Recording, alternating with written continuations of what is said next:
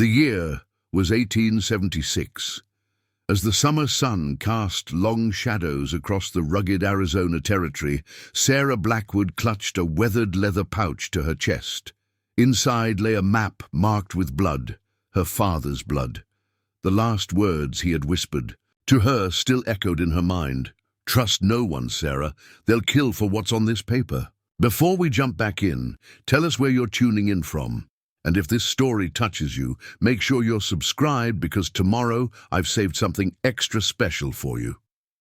3 days later, those words proved prophetic when the first bullet whistled past her ear. The gold her father had discovered was worth killing for, and the men on her trail wouldn't stop until they had the map and her life. Her only chance of survival rested with a man the townsfolk whispered about in fearful tones, Nahuel, an Apache scout with eyes that had seen too much death and hands that moved faster than rattlesnakes. They said he was dangerous. They had no idea how dangerous the men hunting her truly were. This is the story of a frontier woman's desperate race for survival, an unlikely alliance, and a treasure that would either save them both or become their shared grave. Sarah Blackwood had never considered herself delicate.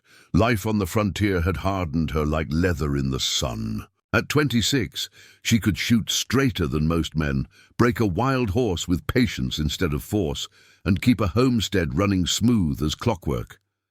But burying her father had nearly broken her. Thomas Blackwood had been a prospector for 30 years, chasing whispers of gold across territories, living on dreams more often than food. Most called him a fool behind his back. Some said it to his face. Sarah had defended him her whole life, even when his obsession had taken them from one mining camp to another, never finding enough to truly call anywhere home.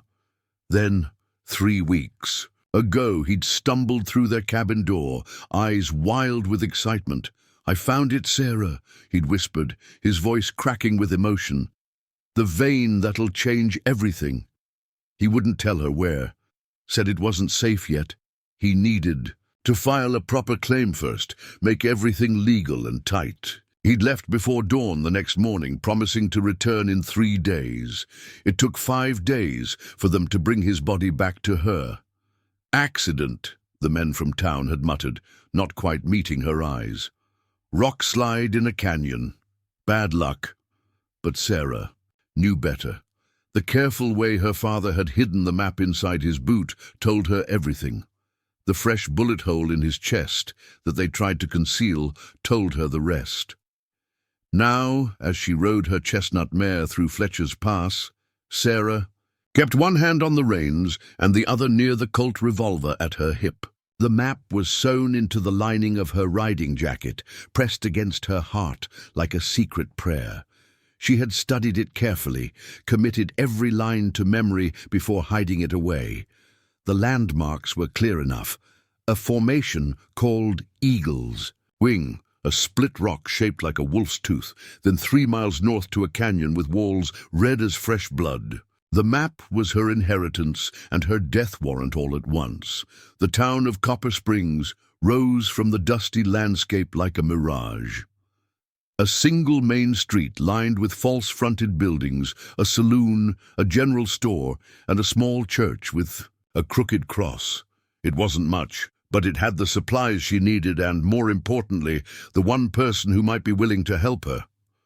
Marshal Wilson Garrett had been her father's friend, or so Thomas had always claimed. If anyone would believe her about the suspicious nature of her father's death, it would be him. The boardwalk creaked under her boots as Sarah tied her horse outside the marshal's office. The summer heat pressed down like a physical weight, and sweat trickled between her shoulder blades. Inside, the office was mercifully cooler, smelling of tobacco and gun oil. "Marshal Garrett," she called, removing her wide-brimmed hat. A man rose from behind the desk, and Sarah's rehearsed words died in her throat. This wasn't Wilson Garrett. This man was younger, maybe 30, with a sharp jaw and cold eyes that assessed her with unsettling intensity.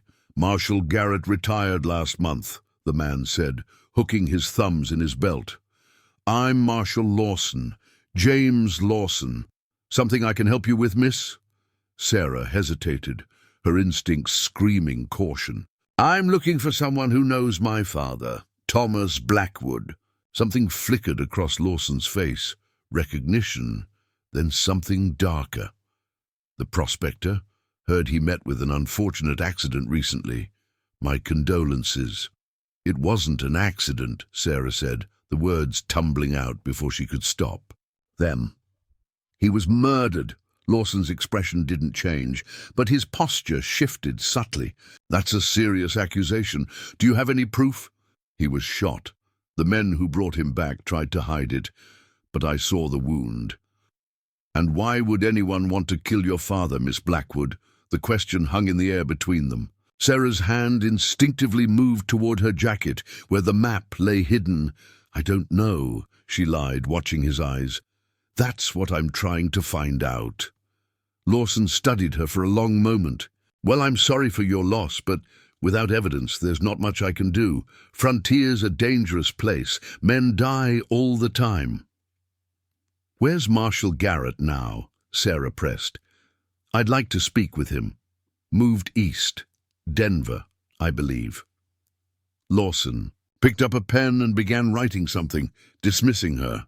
"If you remember anything specific about these men who brought your father back, you let me know." Outside, Sarah leaned against the hitching post, her heart hammering. Something was wrong.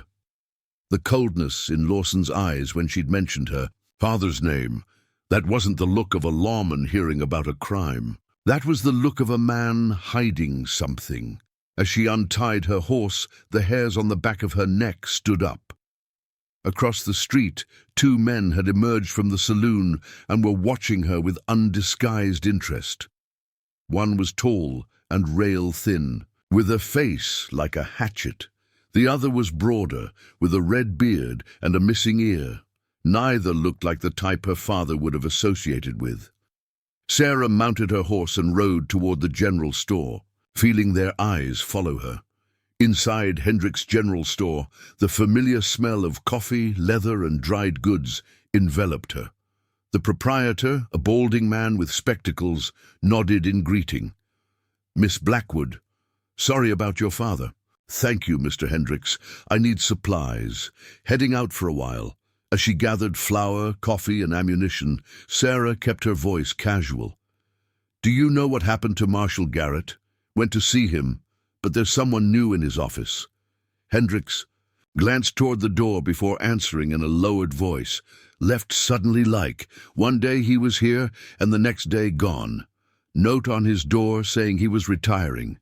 Didn't seem right to most folks who knew him. Wilson loved this town. The new Marshal, Lawson, what do you know about him?" "Not much. Came from somewhere south. Has backing from the mining company." Hendricks leaned closer. "Between us, Miss Blackwood, things have changed since he arrived. New men in town, rough types. Like the ones watching her from across the street," Sarah thought. As she paid for her supplies, the door opened. The bell above it jingled cheerfully, a sound at odds with the menacing presence of the red-bearded man who entered. His companion with the hatchet face remained outside, leaning against a post. "Afternoon," the red-bearded man drawled, his eyes fixed on Sarah. "Fine day, ain't it?" Sarah nodded curtly, gathering her purchases. As she moved toward the door, the man shifted slightly, blocking her path. "Pardon me," she said, her voice steady despite the fear building in her chest. "You in a hurry, miss? Seems like we just got to town and folks are already leaving." His breath smelled of whiskey and chewing tobacco. "Didn't catch your name." "I didn't give it." Sarah's hand inched toward her revolver. The man grinned, revealing tobacco-stained teeth. "Now that ain't friendly. My name's Reese, Caleb Reese. This here's my partner, Vernon." He nodded toward the man outside. "We're doing some business with Marshal Lawson. Maybe you and I could—" "Mr. Reese," Hendricks interrupted firmly. "The lady's in mourning for her father. Show some respect." Reese's grin vanished. "Blackwood's daughter, then?" Now that is interesting. His eyes hardened. Your pa ever mentioned? Me and Vernon? We had some business with him too. Sarah's blood ran cold. These men knew her father. Were they the ones who'd killed him? Let me pass, she said, louder this time. Reese stepped aside with exaggerated courtesy. Of course, ma'am. Just being neighborly. I'm sure we'll be seeing more of each other real soon. Outside, Sarah loaded her supplies with trembling hands. Vernon watched her from across the street, making no effort to hide his interest. She mounted her horse and rode out of town, resisting the urge to look back, forcing herself not to gallop until she was well out of sight. She had planned to head directly to the landmarks on the map, but now that seemed foolish. These men, Reese and Vernon, weren't just random thugs. They knew something about her father, possibly about the gold, and the new marshal was involved somehow. Preparing and narrating this story took us a lot of time, so if you are enjoying it, subscribe to our channel. It means a lot to us. Now, back to the story. Sarah veered off the main trail, taking a winding path through scrubland where her tracks would be harder to follow. As the sun began its descent, she found a sheltered spot between two large boulders with good visibility of the surrounding area. After tending to her horse, she built a small, smokeless fire and tried to calm her racing thoughts. Her father had trusted Marshal Garrett, but Garrett was gone. She needed someone else, someone who knew the territory, who could help her evade. Reese and Vernon long enough to reach the gold and secure her claim. The name came to her as she watched the stars appear above the desert. Nahuel. Her father had mentioned him several times, an Apache scout who sometimes guided prospectors, though he chose his clients carefully.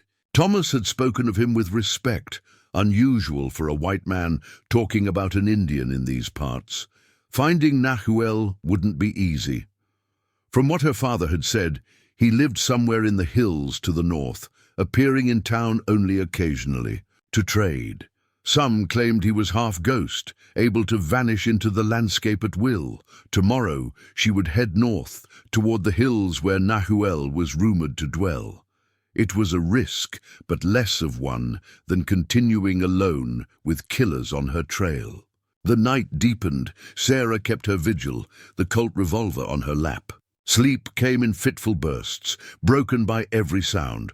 The call of a night bird, the rustle of wind through scrub, the distant howl of a coyote.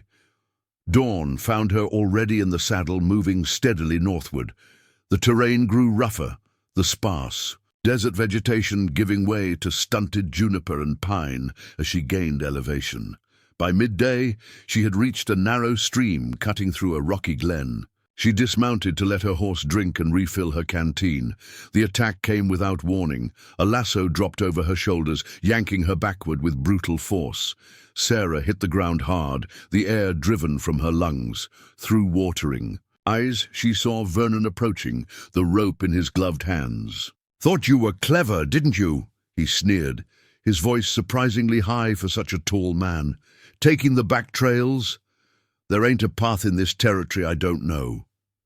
Sarah struggled against the rope, her fingers clawing for the knife. In her boot, Vernon gave the lasso another sharp tug, tightening it painfully around her arms. Now, none of that." He dragged her closer. "Reese is bringing the horses around. Then you're going to tell us exactly where that map is." "I don't know what you're talking about," Sarah gasped. Vernon's thin lips twisted in a cruel smile. Pa was stubborn too, right up until that bullet found his heart. Rage flooded through Sarah, giving her strength. She kicked out hard, catching Vernon in the knee. He cursed, staggering backward, and she rolled toward her knife, fingers closing around the handle. The sound of hoofbeats approaching told her Reese was coming. She had seconds at most. The knife sliced through the rope just as Vernon lunged. For her again. Sarah scrambled toward her saddlebag, where her revolver was holstered, but Vernon was faster. His boot came down on her wrist, grinding painfully. "That wasn't smart," he hissed, drawing his own pistol. "Maybe we'll start by putting a bullet in your leg. Hard to run with a shattered knee." The shot cracked through the glen. echoing off. The rocks! But it wasn't Vernon's gun that had fired. Vernon's expression froze in confusion. Then a red stain blossomed on his chest, spreading quickly across his dirty shirt. He looked down at it with almost comical surprise before crumpling. Into the ground, Sarah rolled away, grabbing her revolver and swinging it toward the source of the shot. On a ridge above the stream stood a figure silhouetted against the sky. A man with a rifle, dark hair falling past his shoulders, his stance as still and patient as the rocks around him.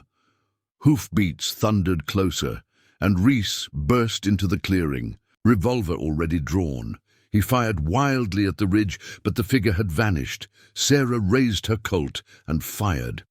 The bullet grazed Reese's shoulder, spinning him in the saddle. He returned fire, the bullet kicking up dirt inches from Sarah's head. She dove behind a boulder as Reese fired again. Then came the second shot from the rifle, precise and deadly. Reese clutched his chest, his revolver slipping from nerveless fingers. He toppled from his horse, dead before he hit the ground. For several heartbeats, the glen was silent except for the frightened snorting of the horses. Sarah kept her revolver trained on the ridge, waiting. Slowly, deliberately, the figure descended. As he approached, Sarah could see him more clearly, a tall man with copper skin and features that spoke of his Apache heritage.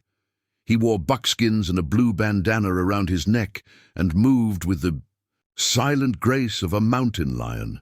He stopped 10 paces away, his rifle held loosely but ready. His dark eyes assessed her with unnerving intensity. "You are Thomas Blackwood's daughter," he said, his English clear and unaccented. It wasn't a question, but Sarah nodded anyway. "I am Nahuel," he gestured toward the dead men. "These are not the only ones hunting you." Sarah lowered her revolver slowly, though she kept it in her hand. "How did you find me? How did you know about my father?" "I have watched the movements of these men for days. They killed a friend." His expression remained impassive, but something dangerous flickered in his eyes. "When they began tracking a woman alone, I followed." "My father," Sarah began, her voice catching. "Did you know him?" "He guided me to good hunting grounds when others would not speak to an Apache. In return, I showed him safe paths through the mountains."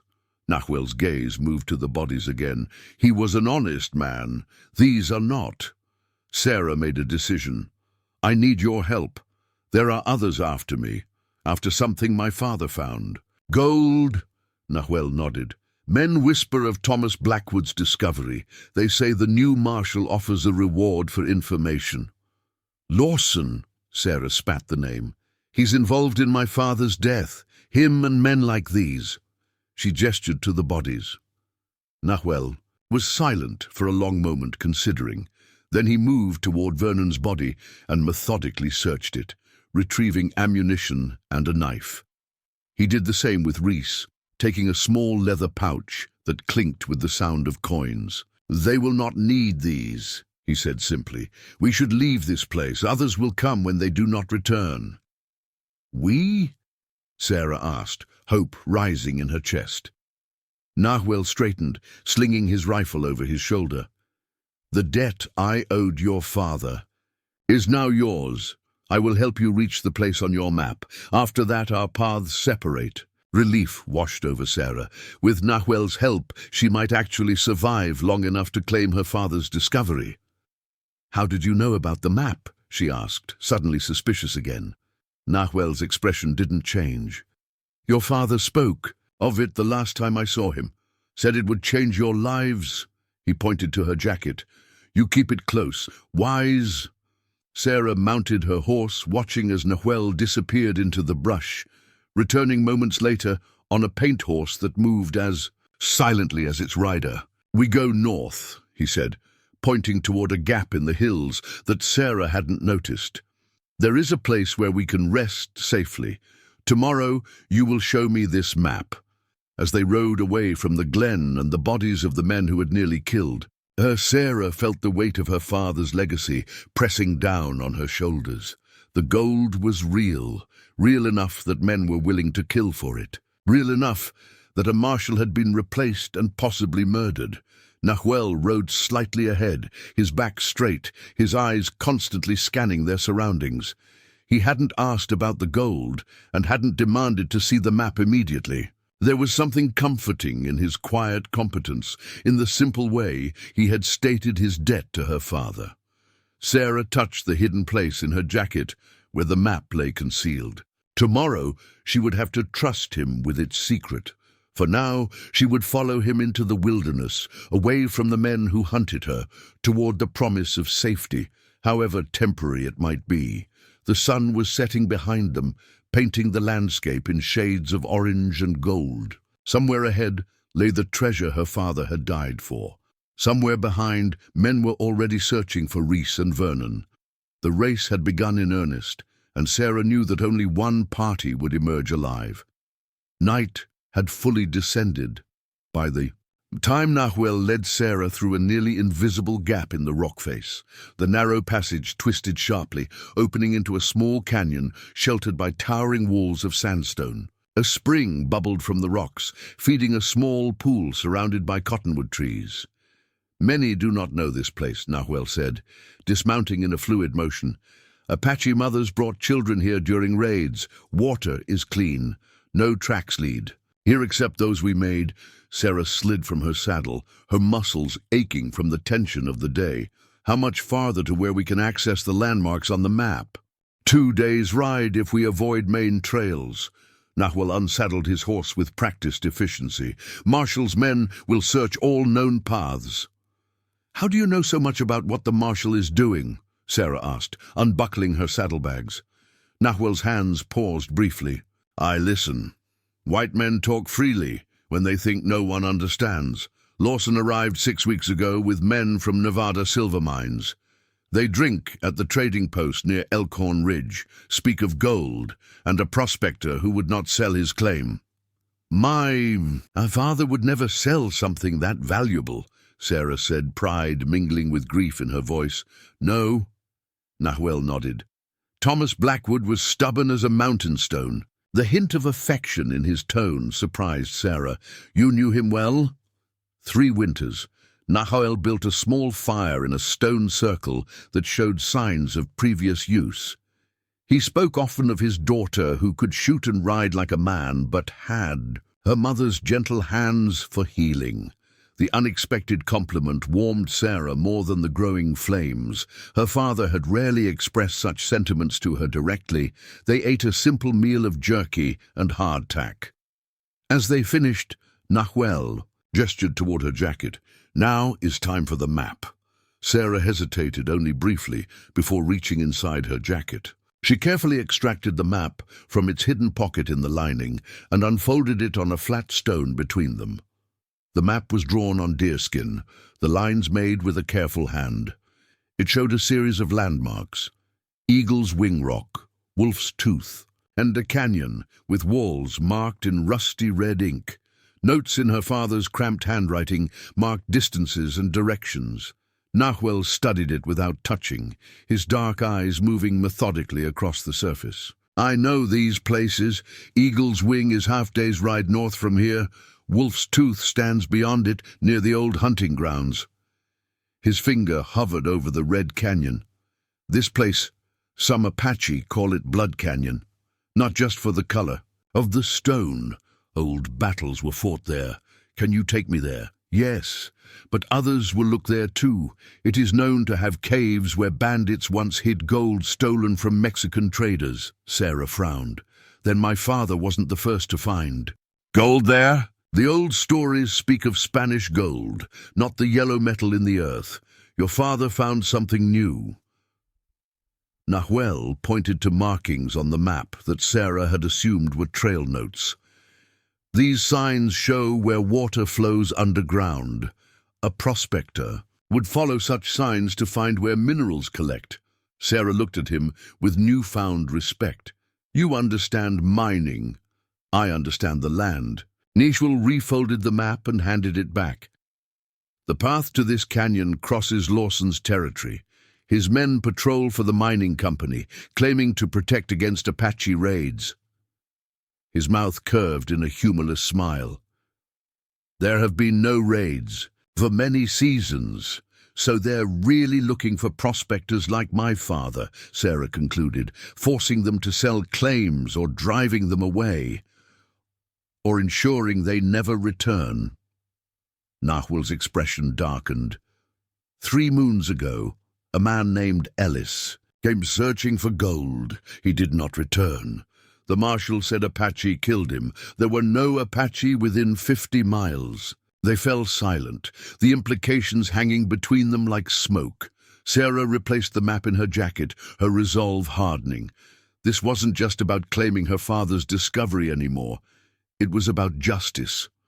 "We should sleep," Nahuel said. "Finally, I will take my first watch." Sarah nodded, unrolling her bedroll near the fire. Despite her exhaustion, sleep seemed impossible with the day's events still fresh in her mind. Yet somehow, with Nahuel's silent presence keeping vigil, she drifted into darkness. She dreamed of her father, his weathered face alight with excitement, as he showed her something glittering in his palm. "For you, Sarah," he said in the dream, "all for you." She woke before dawn to find Nahuel already preparing to depart. The fire had been extinguished, all traces of their presence methodically removed. "We ride north," he said, handing her a strip of jerky. "Stay close. The land grows treacherous." The morning unfolded into a grueling journey through increasingly rugged terrain.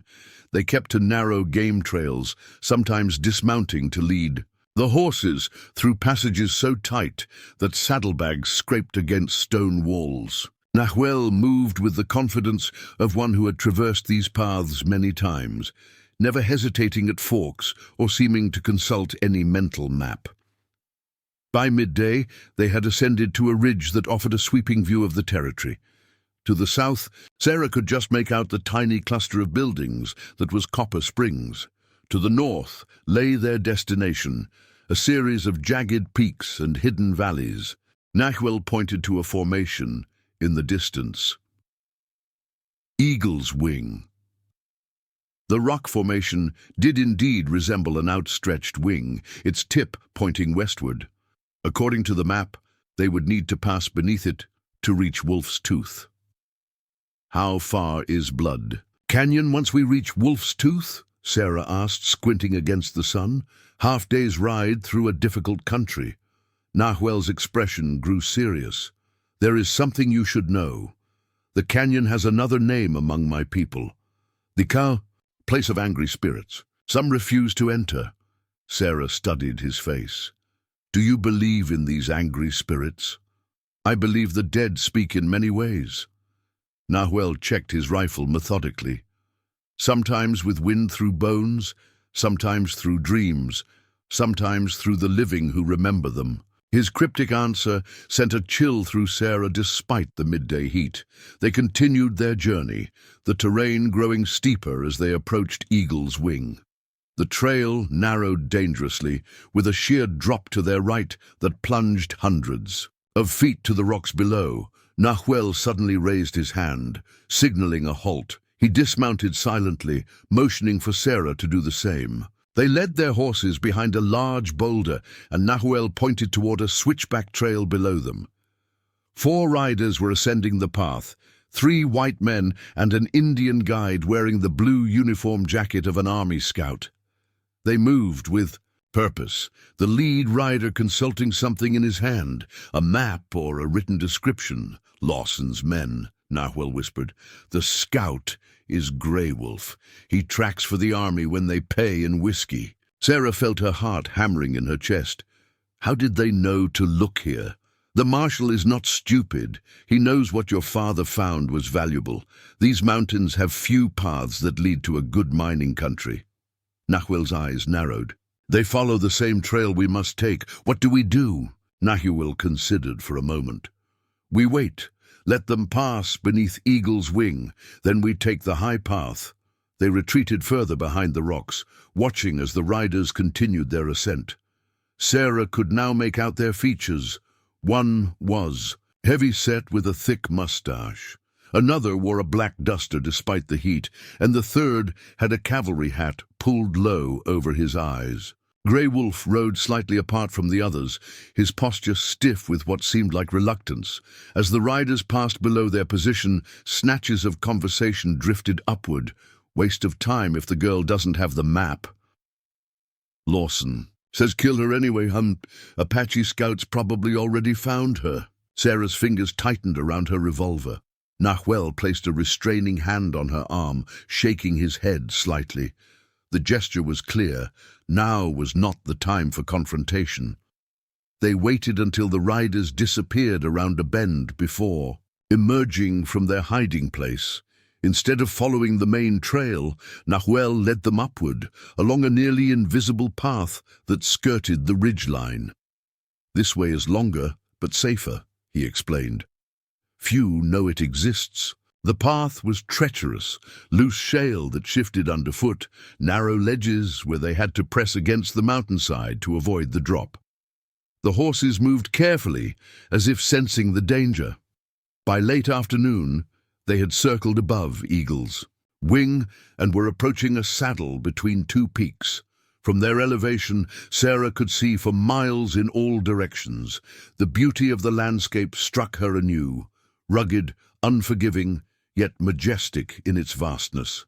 There, Nahuel pointed toward a distinctive formation ahead. Wolf's Tooth. The rock spire jutted from the mountainside like a massive fang, its tip gleaming white against the darker stone. According to her father's map, they would need to pass through a narrow defile beyond it to reach Blood Canyon. "Where are Lawson's men now?" Sarah asked, scanning the terrain below. "They follow the main trail. It will take them longer to reach Wolf's Tooth." Nahuel frowned suddenly, studying the western horizon. "Storm coming, bad one." Sarah followed his gaze. Dark clouds were building in the distance, still far off, but moving their way. In the mountains, storms could arrive with deadly swiftness. How far to shelter? "There is a cave system near Wolf's Tooth. We can reach it before the storm breaks if we hurry." They pushed forward, the horses sensing their urgency. The wind began to rise, carrying the scent of rain. Thunder rumbled in the distance, and Sarah could see lightning flashing inside the approaching cloud bank. The temperature dropped rapidly as they reached Wolf's Tooth. The massive spire loomed above them, casting a long shadow across their path. Beyond it, just as Nahuel had described, lay a narrow passage between towering cliffs. "The caves are there." Nahuel pointed to several dark openings in the rock face. "The largest is safe." They had just reached the cave entrance when the first heavy drops began to fall. Within moments, the rain intensified to a downpour, sheets of water cascading down the cliffs. Lightning split the sky, followed almost immediately by a deafening crack of thunder. Inside, the cave was surprisingly spacious, extending deep into the mountain. Nahuel led the horses to a natural alcove, where they would be protected from the wind that howled at the entrance. "We may be here until morning," he said, surveying their shelter. "The storm has a hungry voice." As if in response, another thunderclap shook the mountain, so powerful that dust and small stones fell from the cave ceiling. Sarah unpacked their meager supplies, while Nahuel gathered dried brush that had blown into the cave's recesses. Soon a small fire cast flickering shadows on the rock walls. "Will Lawson's men seek shelter too?" Sarah asked, warming her hands by the flames. "Yes, there are other caves nearby." Nahuel arranged stones around the fire to reflect heat. "But the storm is in our favor. It will wash away our tracks." The storm raged outside, turning the world beyond the cave mouth into a chaos of wind and water. Inside, an unexpected tranquility settled between them. Sarah studied her companion in the firelight. Nahuel's face was a study in contrasts. Harsh, plains and unexpected gentleness, pride and wariness coexisting. He caught her gaze and held it, unashamed of her scrutiny. "Why did you really help me?" she asked suddenly. "It can't just be because of a debt to my father." Nahuel was silent for so long that Sarah thought he might not answer. "6 moons ago, I guided a man named Miller through these mountains, he finally said, his voice low. He found silver, not much, but enough to file a claim.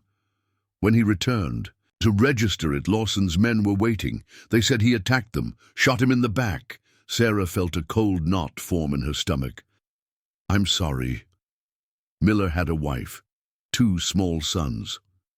Nahwell's eyes reflected the dancing flames. I took them south to her family in Texas. When I returned, I heard stories of Thomas Blackwood's gold, of how the marshal wanted it badly enough to kill. So this is about revenge, Sarah said. Justice, Nahwell corrected. Your father was a good man in a place where good men are scarce. The gold is yours by right, but more important is that men like Lawson learn they cannot take what is not theirs without consequence. His quiet intensity stirred something in Sarah, a recognition of shared purpose that went beyond their temporary alliance. My father used to say that gold makes men forget themselves, she said softly. Makes them into creatures they wouldn't recognize in the mirror.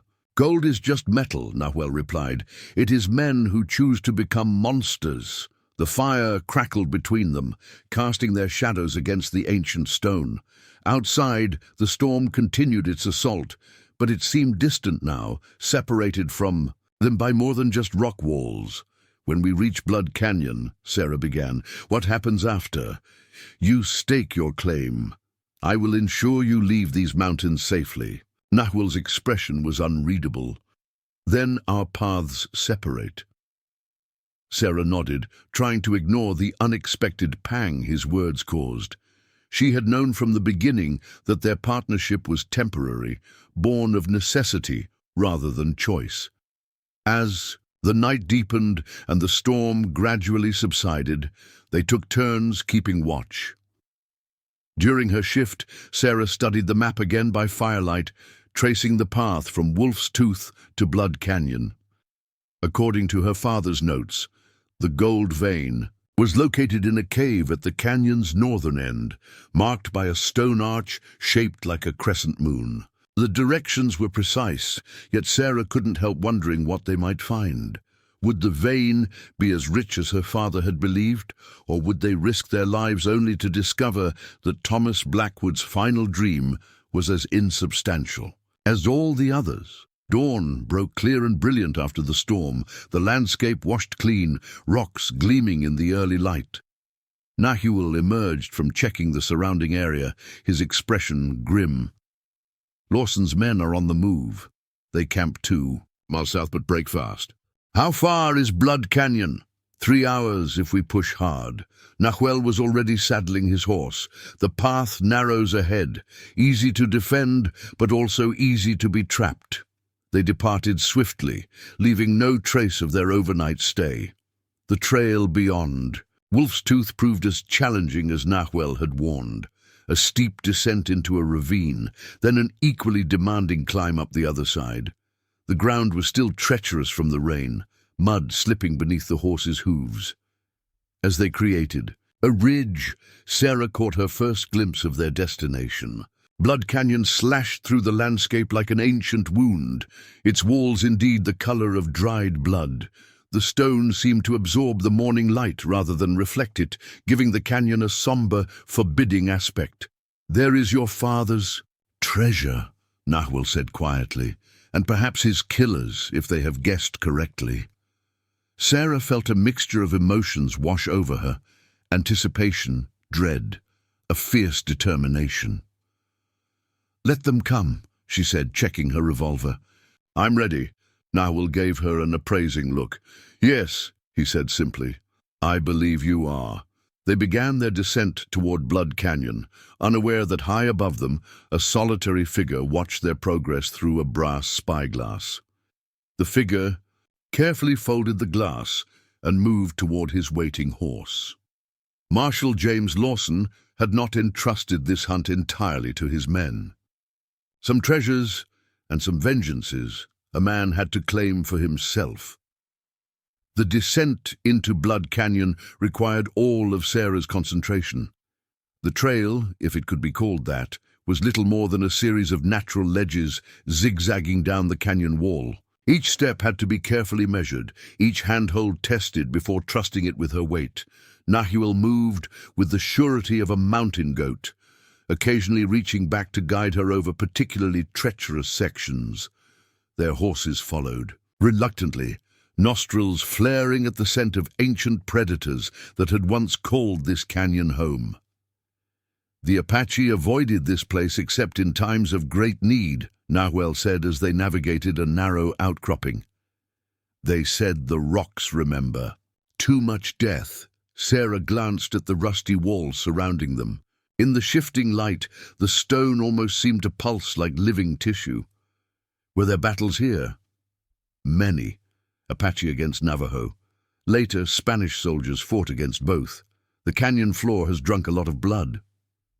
Nahuel paused, listening, to something Sarah couldn't hear. The dead whisper here. A chill ran down Sarah's spine, despite the midday heat. She wasn't superstitious by nature, but there was something about Blood Canyon that made her skin prickle with awareness. Eyes seemed to watch from every shadow, from every crevice in the towering walls. They reached the canyon floor by early afternoon. A shallow stream trickled along the center, lined by stunted cottonwoods and willow that somehow found purchase in the rocky soil. The walls rose hundreds of feet on either side, making Sarah feel as though she were walking through the throat of some immense creature. "Where's the crescent arch?" she asked, scanning the canyon walls. "North end," Nahuel replied, leading his horse through the streambed where they would leave no tracks. 2 miles from here. Sarah took a last look behind them. From this vantage point, she could no longer see the trail they had descended. Anyone following would be clearly visible against the canyon wall, but so far there was no sign of pursuit. They moved deeper into the canyon, the silence broken only by the occasional call of a hawk circling overhead and the soft splash of their horses' hooves in the shallow water. The rock walls changed as they progressed, the strata revealing different shades of red, from deep burgundy to the bright crimson of fresh blood. "Your father was brave to come here alone," Nahuel observed. "Most white men bring companions to such places." "He probably didn't tell anyone what he'd found," Sarah said. "Not until he was sure." She smiled faintly. "He learned caution after too many claims turned out worthless." Nguyen nodded. "A wise man learns from disappointment."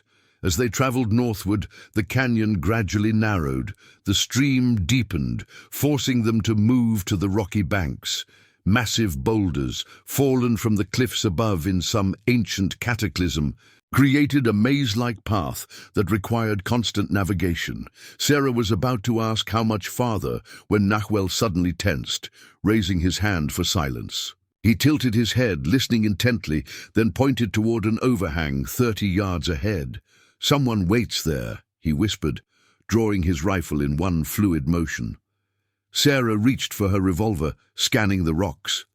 At first, she saw nothing. Then a slight movement caught her eye, the shifting of a shadow that didn't match the sun's position. "How many?" she asked quietly.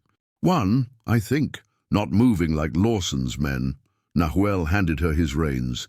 "Stay with the horses. I will circle behind." Before she could protest, he had vanished among the boulders with a stealth that seemed almost supernatural.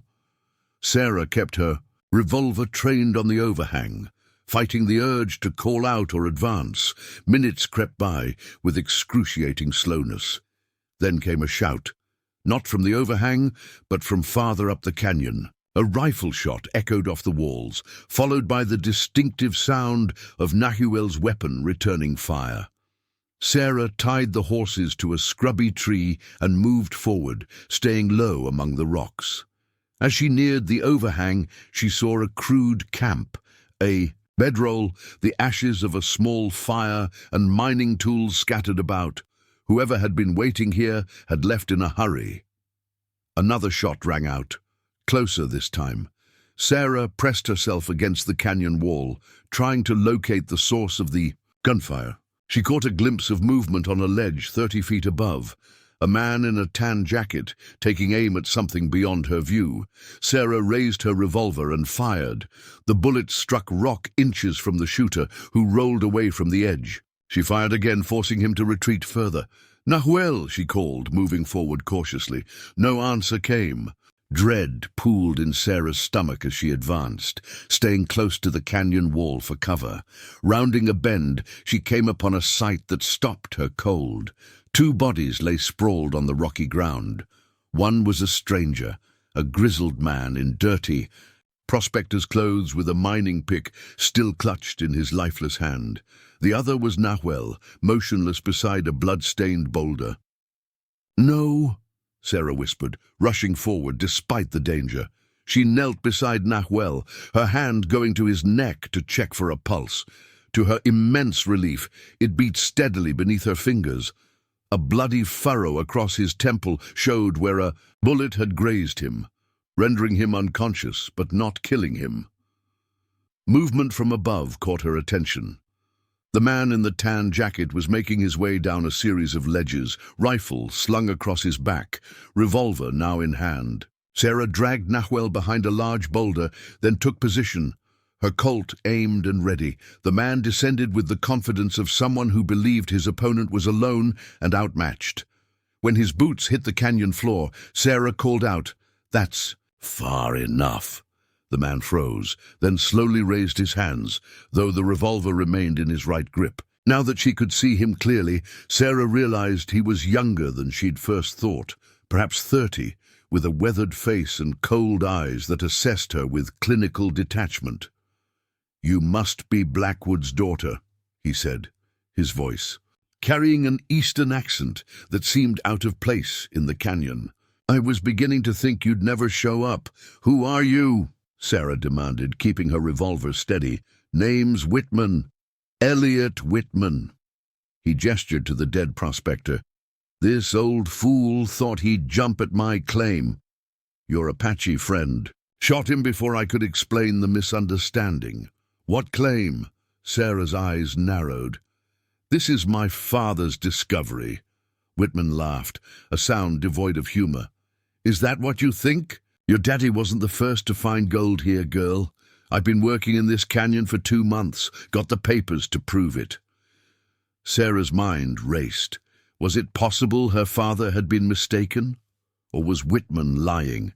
Either way, she couldn't trust this man who had shot Nahuel. "Lower your gun," she ordered. "Kick it away." "Or what? You'll shoot me?" Whitman's smile was sharp as a blade. "Then you'll never know where the real vein is. That map your daddy had, it's close, but not quite. Right?" A groan from behind her told Sarah that Nahuel was regaining consciousness. She didn't dare look away from Whitman. "You knew my father? Met him 3 weeks back. He stumbled on my diggings, got all excited about finding color in the stream. I offered him a partnership." Whitman's expression hardened. "He refused. Said he'd file his own claim. I warned him about Lawson and his boys, but he wouldn't listen." "You're lying," Sarah said, though doubt had begun to creep in. "My father would have told me if he'd met another prospector here." "Would he?" "Man seemed mighty secretive to me. Probably figured I'd try to jump his claim if I knew where he was headed." Whitman lowered his hands slightly. "Look, I've got no quarrel with you. There's enough gold here for both of us if—" A shot cracked through the canyon, echoing off the walls. Whitman staggered, a look of surprise crossing his face as a red stain blossomed on his chest. He fired wildly as he fell, his bullet ricocheting off the rocks near Sarah's head. She ducked instinctively, then spun to face this new threat. 30 yards up the canyon stood Marshal James Lawson, his revolver still raised, smoke curling from the barrel. "Miss Blackwood," he called, his voice carrying easily in the enclosed space. "Why don't you come out where I can see you properly?" Sarah remained behind cover, her mind racing. Nahuel was conscious but dazed, in no condition to help. Whitman lay dead or dying, and now Lawson had found them. "I just want to talk," Lawson continued, moving forward with measured steps. "About your father's discovery. about how we might come to an arrangement that benefits us both. The same arrangement. You offered my father before you killed him, Sarah called back, trying to keep the tremor from her voice. Lawson stopped, tilting his head. Your father's death was unfortunate. He refused to be reasonable. Reasonable. Sarah felt rage building inside her. You murdered him for a gold claim. Business, Miss Blackwood. Nothing personal. Lawson resumed his approach. The mining company I represent has interests throughout the territory. We prefer to acquire claims legally, but some prospectors prove difficult. Sarah glanced at Nahuel, who had managed to sit up, one hand pressed to his bleeding temple. He nodded slightly, reaching for his knife with his free hand. The company sent me to ensure this region develops properly, Lawson continued, now only 20 yards away. Your father's discovery could be the beginning of something significant, a proper mining operation, jobs for the town. You mean destroying the land and lining your pockets? Sarah retorted, trying to keep his attention while Nahuel gathered his strength. Lawson smiled thinly. Progress always has its costs. Now I'm prepared to offer you a generous settlement for your father's claim. $5,000, far more than a woman alone could hope to extract from these mountains. And if I refuse, then I'd have to conclude you were killed by renegade Apaches, just like poor Mr. Whitman there. Lawson was close enough now that Sarah could see the cold calculation in his eyes. Such a dangerous territory for a young woman. Before Sarah could respond, a piercing whistle split the air. Lawson spun toward the sound just as a massive boulder came crashing down from the canyon rim, landing with a thunderous impact mere feet from where he stood. Dust and smaller rocks showered down in its wake. In the confusion, Sarah saw 3 figures on the rim above, the heavy-set man, the one in the black duster, and the Indian scout, Grey Wolf. But instead of aiming at Sarah and Nahuel, Grey Wolf had his rifle trained on Lawson's other men. Traitor! The man in the duster shouted, firing at Grey Wolf, who ducked behind a rock outcropping. Grey Wolf was Miller's cousin, Nahuel explained, his voice rough with pain. He infiltrated Lawson's group to find justice. Lawson had taken cover behind a boulder during the commotion. Finish them, he shouted to his men above. The woman has the map. More gunfire erupted along the rim as Grey Wolf exchanged shots with Lawson's men. Sarah used the distraction to pull Nahuel deeper into cover, examining his wound quickly. Can you move? She asked, tearing a strip from her shirt to bind his head. Yes. His eyes were clear despite the blood. The crescent arch is just ahead. We must reach it before Lawson. Sarah nodded, helping him to his feet. Stay low, I'll cover you. They moved from boulder to boulder, working their way northward while the battle raged above them. Lawson had vanished in the chaos, which worried Sarah more than if she'd known. His position, after what seemed an eternity of tense movement, Nahuel pointed ahead. There. The crescent arch rose from the canyon floor like a gateway to another world. Carved by eons of wind and water, the perfect half-moon of stone spanned 20 feet across, framing a dark opening in the canyon wall behind it. The cave entrance, Sarah breathed. According to her father's map, the gold vein lay within. They hurried forward, passing beneath the arch into the cool darkness beyond. Sarah retrieved a small lantern from her saddlebag, lighting it quickly. The flame illuminated a passage that extended deep into the earth, its walls lined with veins of white quartz. There, Nahuel pointed to where the quartz was threaded with bright yellow streaks. Gold! Sarah ran her fingers over the gleaming metal embedded in the stone. It wasn't just a small deposit. The vein ran the length of the passage, disappearing into the darkness ahead. Her father hadn't exaggerated. This was a fortune beyond imagining. We need to move deeper, Nahuel urged. Lawson will not be far behind, came the marshal's voice from the cave entrance. He stood silhouetted against the daylight, revolver aimed at them. Impressive, isn't it? Your father stumbled onto one of the richest veins in the territory. Sarah and Nahuel backed away, moving deeper into the cave. Lawson followed, his footsteps echoing in the confined space. "Did you kill him yourself?" Sarah asked, her voice tight with fury. "Or did you have your men do it?" "I gave him every chance," Lawson said almost regretfully. "Offered him far more than a claim like this would usually warrant. But he was stubborn, said this gold was your future, your security." He shook his head. "Sentimental fool." "You're the fool if you think you'll get away with this," Sarah said, continuing to retreat while searching for any advantage in their surroundings.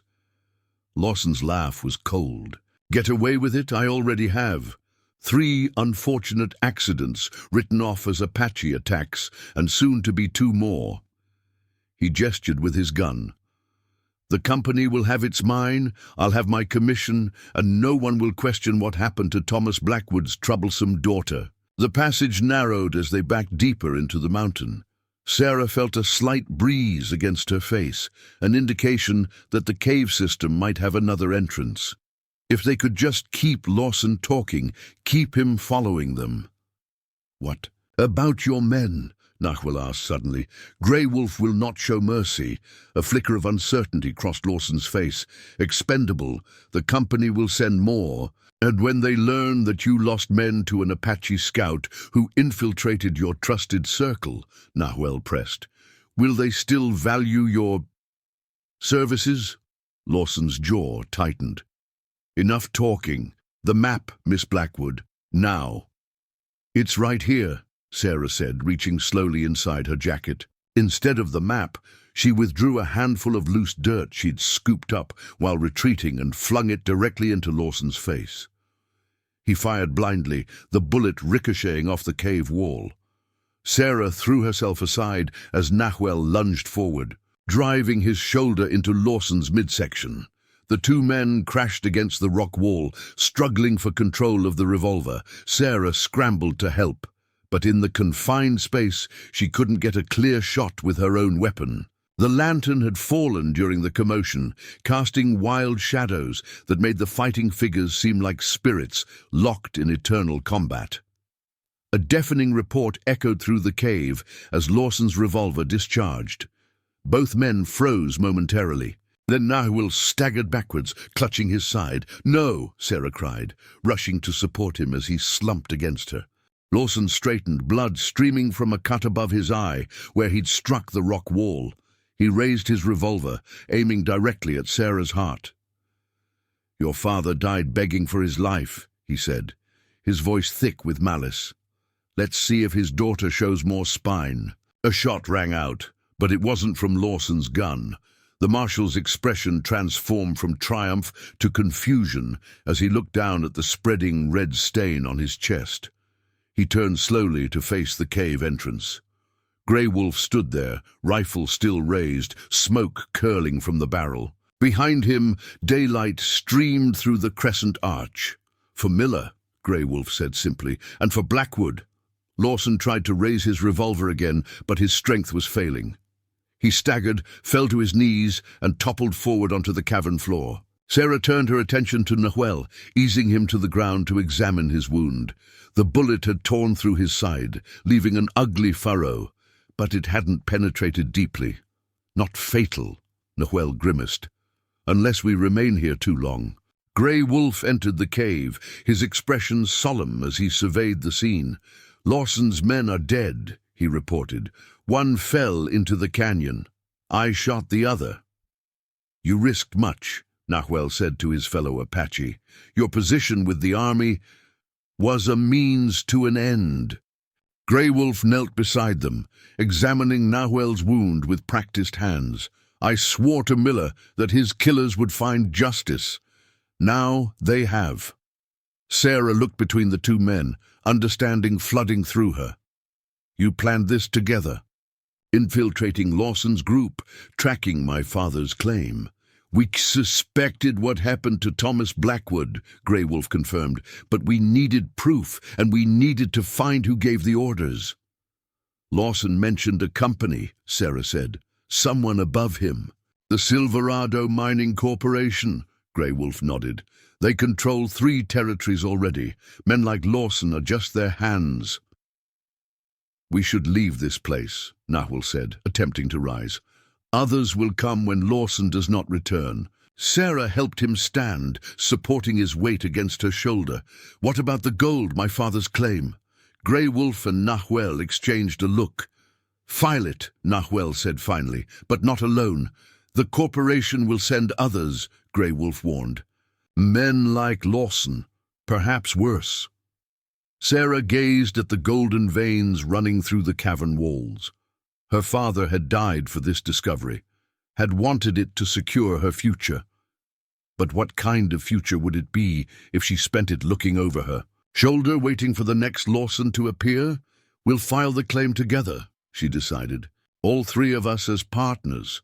The corporation won't risk moving against an army scout and witnesses who know the truth about Lawson's operations. They might, Grey Wolf said, but there was a note of approval in his voice. Then we'll be ready, Sarah said firmly. My father believed in this claim enough to die for it. I believe in it enough to fight for it, the right way. Nahuel straightened slightly, a ghost of a smile crossing his face. Thomas Blackwood would be proud of such a daughter. They made their way out of the cave, passing beneath the crescent arch into the late afternoon sunlight. The canyon walls glowed crimson in the waning light, but to Sarah they no longer seemed like dried blood. Instead, they looked like the promise of a new dawn. Grey Wolf helped Nahuel onto his horse, then mounted his own. Sarah took a last look at the cave entrance where her father's dream lay waiting. For you, father, she whispered, all for you. Then she turned her horse toward the southern end of the canyon, toward Copper Springs, and the future that awaited them there.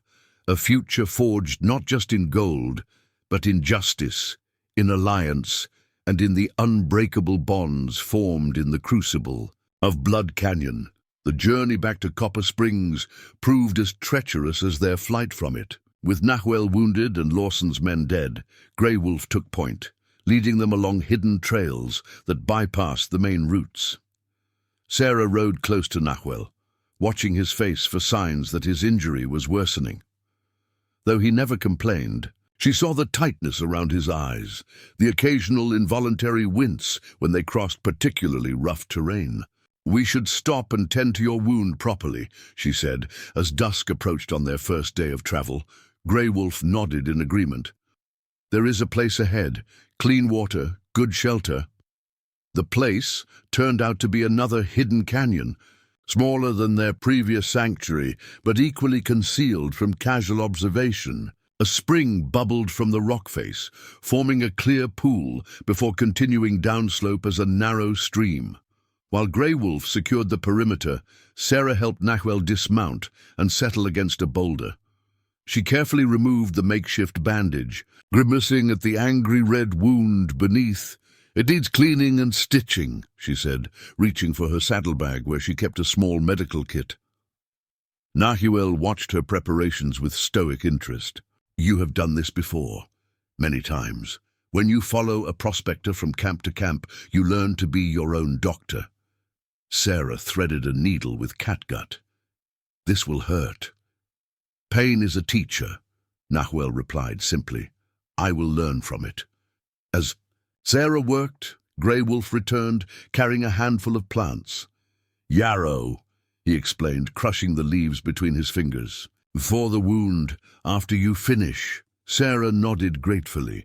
Her father had spoken of the Apache's knowledge of healing herbs, knowledge that white doctors often dismissed as superstition despite its effectiveness. When she had finished stitching and applying the yarrow poultice, Sarah sat back on her heels. It's clean, but fever is still a risk. We need to reach town and get proper medicine. 2 days' ride, Grey Wolf said, surveying their surroundings. If we avoid the main trails, and when we reach Copper Springs, Sarah asked, voicing the concern that had been growing since they left Blood Canyon. Lawson might be dead, but his connections aren't. The mining company will have other agents. Nahuel and Grey Wolf exchanged a look. The claim office is in Prescott, Nahuel said. 3 days beyond Copper Springs. We file there, not locally. But first we gather proof, Grey Wolf added, of Lawson's crimes, of the company's involvement. What proof? Sarah asked. Lawson is dead. His men too. Papers, Grey Wolf said. In Lawson's office, orders from the company, payment records. Sarah frowned. You want to break into the marshal's office? Not break, Grey Wolf corrected. I have a key, took it from Lawson's body. The simplicity of the plan made Sarah laugh, despite their circumstances. And if someone sees us? They won't, Nahuel said with quiet confidence. Grey Wolf and I have entered many places without being seen. They spent the night in the hidden canyon, taking turns standing watch. Sarah struggled to sleep despite her exhaustion, her mind racing with thoughts of what awaited them in Copper Springs. By dawn, she had made a decision. I'll go to Lawson's office alone, she announced as they prepared to depart. A woman in mourning visiting the marshal about her father's death will draw less attention than 2 Apache scouts. Too dangerous, Nahuel objected immediately. More dangerous for you, Sarah countered. If you're seen in town after what happened. At Blood Canyon, you'll be blamed for Lawson's disappearance. She is right, Grey Wolf said reluctantly. The white man's law will not question her presence, but us. He left the implication hanging. Nahuel's expression darkened, but he didn't argue further. How will you find these papers? The marshal's office will have many documents. My father was a lawyer before he became a prospector, Sarah revealed. I grew up sorting his files. I know what official correspondence looks like, what to look for in ledgers. They spent the next hour refining the plan. Grey Wolf would scout ahead to ensure the route to Copper Springs was clear. Nahuel, despite his wound, would position himself on a ridge overlooking the town, ready to provide cover if needed. Sarah would enter Copper Springs openly, playing the role of a grieving daughter seeking closure. If you are not out by midday, Nahuel said as they prepared to separate. We come for you. Sarah nodded, touched by the fierce protectiveness in his voice. I'll be careful. They parted ways as the sun climbed higher. Sarah followed the main trail, rehearsing her story. She was returning to collect her father's few possessions, to settle his affairs before heading east to family. She needed the marshal's signature on inheritance documents, simple, believable. Copper Springs appeared before her just as morning activity was reaching its peak. Wagons moved along the main street, storekeepers swept their boardwalks, and miners headed toward the saloon after the night shift. Sarah kept her head down, her hat pulled low as she made her way to the livery stable. Miss Blackwood, the liveryman, greeted her with surprise. Didn't expect to see you back so soon. Just settling my father's affairs, Mr. Dixon, she replied, her voice appropriately subdued. Then I'll be moving on. Dixon nodded sympathetically. Sorry about your pa. He was a good man. Thank you, Sarah said, her grief genuine despite the deception in her purpose. Is Marshal Lawson in his office today? I need his signature on some papers. Haven't seen him for a few days, Dixon replied, scratching his beard. Rode out with some men, hunting renegades, they said. Sarah feigned mild disappointment. I suppose I'll check anyway. His deputy might be able to help. She left her horse at the livery and walked to the marshal's office, her heart pounding despite her outward calm. The office appeared empty, the door locked. Sarah glanced casually around before slipping Lawson's key from her pocket and letting herself in. The office was just as she remembered it, a desk, gun rack, wanted posters on the walls, and a small cell in the back. A door to the left presumably led to Lawson's private quarters. Sarah moved quickly to the desk, searching for anything that might connect Lawson to the Silverado Mining Corporation. The desk drawers yielded nothing but routine paperwork. Sarah bit her lip, glancing at the clock on the wall. She'd been inside, For 10 minutes already. Where would Lawson hide incriminating documents? Her gaze fell on a floorboard beneath the desk that seemed slightly raised compared to the others. Dropping to her knees, Sarah pressed the edge. The board lifted easily, revealing a small compartment containing a leather portfolio.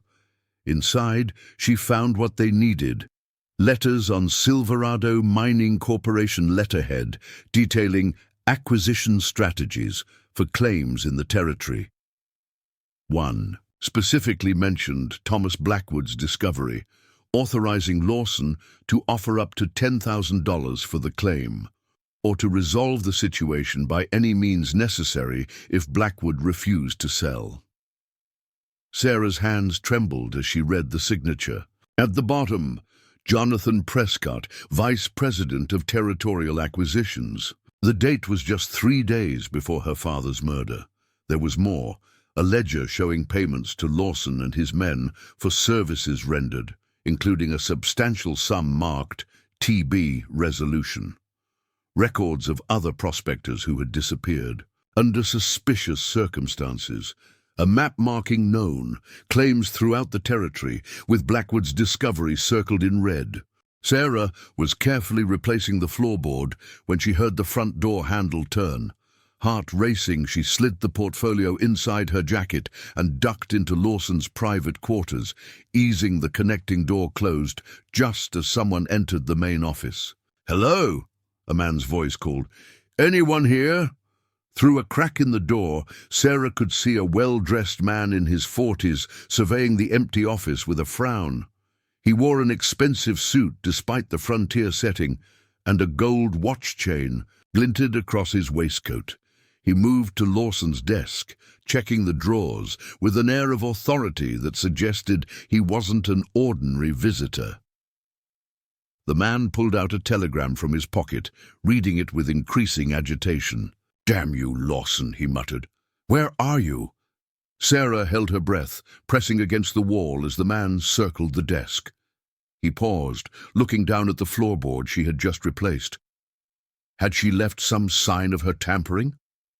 The front door opened again, saving her from discovery. A younger man entered, dressed in the distinctive attire of a telegraph operator. "Mr. Prescott," he said breathlessly. "Just received word from Silver City. Marshal Lawson hasn't reported in for 3 days. The company is concerned." Sarah felt a chill. Jonathan Prescott himself, the man who had authorized her father's murder, was standing mere feet away. "Of course they're concerned," Prescott snapped. "Blackwood's claim is worth millions if the samples are accurate. Lawson was supposed to secure it days ago." "There's more, sir. Army patrol found bodies in Blood Canyon yesterday. 3 men, including one matching Lawson's description." Prescott went very still. "Cause of death?" "Gunshots, sir. The Army's investigating, but the initial report suggests a gunfight." "The Blackwood woman?" "No sign of her, sir. Or the map." Prescott slammed his fist on the desk. "Find her. Now. Check." "The claim office in Prescott. She'll try to file the claim." "Yes, sir. And if we find her, make sure she suffers the same unfortunate accident as her father." Prescott straightened his jacket. "I'll telegraph to the Home Office. We need more men here immediately." The 2 men left, leaving Sarah trembling in her hiding place. She waited several minutes to ensure they wouldn't return, then slipped out the back door of the marshal's office. Instead of heading directly to the livery, she circled behind the buildings, making her way to Hendrick's general store through the delivery entrance in the rear. Hendrick startled when she appeared in his storeroom. "Miss Blackwood, what—" "I need your help, Mr. Hendricks," Sarah interrupted, closing the door behind her. "It's about my father's death." Something in her expression must have conveyed the urgency of her situation. Hendricks nodded, leading her further into the storeroom where they wouldn't be overheard. "They're coming for me," Sarah explained rapidly. "The men who killed my father. I have proof of their crimes, but they know I'm here." Hendrick's kindly face hardened. "I always suspected Thomas didn't die by accident. What can I do?" "I need To leave town unseen, Sarah said, and I need a message delivered. While Hendricks created a diversion at the front of the store, a special sale that drew most of the town's residents, Sarah slipped out the back with supplies he had provided.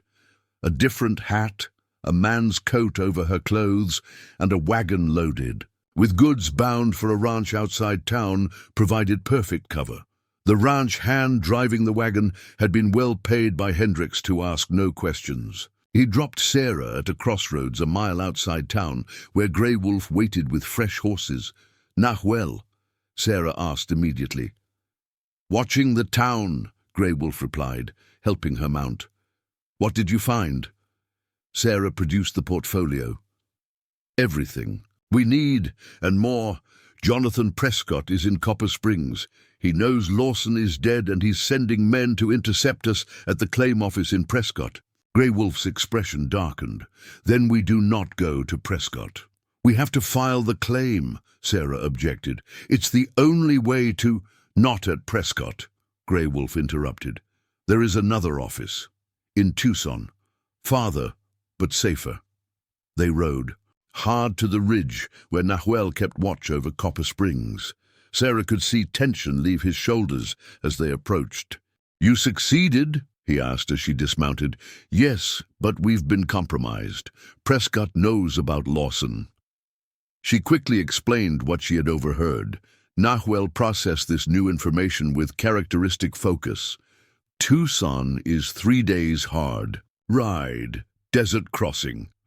Better than an ambush in Prescott," Grey Wolf pointed out. "And after we file the claim?" Sarah asked, the question that had been forming since their escape from Blood Canyon finally taking shape. "Prescott won't stop. The company won't stop. We bring proof to the territorial governor," Nahuel said. "These papers show conspiracy, multiple murders." Grey Wolf nodded. "The army will investigate if ordered by the governor. Even mining companies fear military justice." It was a good plan, but Sarah saw the flaw immediately. The governor might already be in their pocket. Companies like Silverado don't operate this openly, without political protection. Nahuel and Grey Wolf exchanged a glance. "Then we need leverage," Nahuel said finally, "something the company wants more than vengeance." Sarah thought of the gold vein in Blood Canyon, of how her father had died to protect it for her future.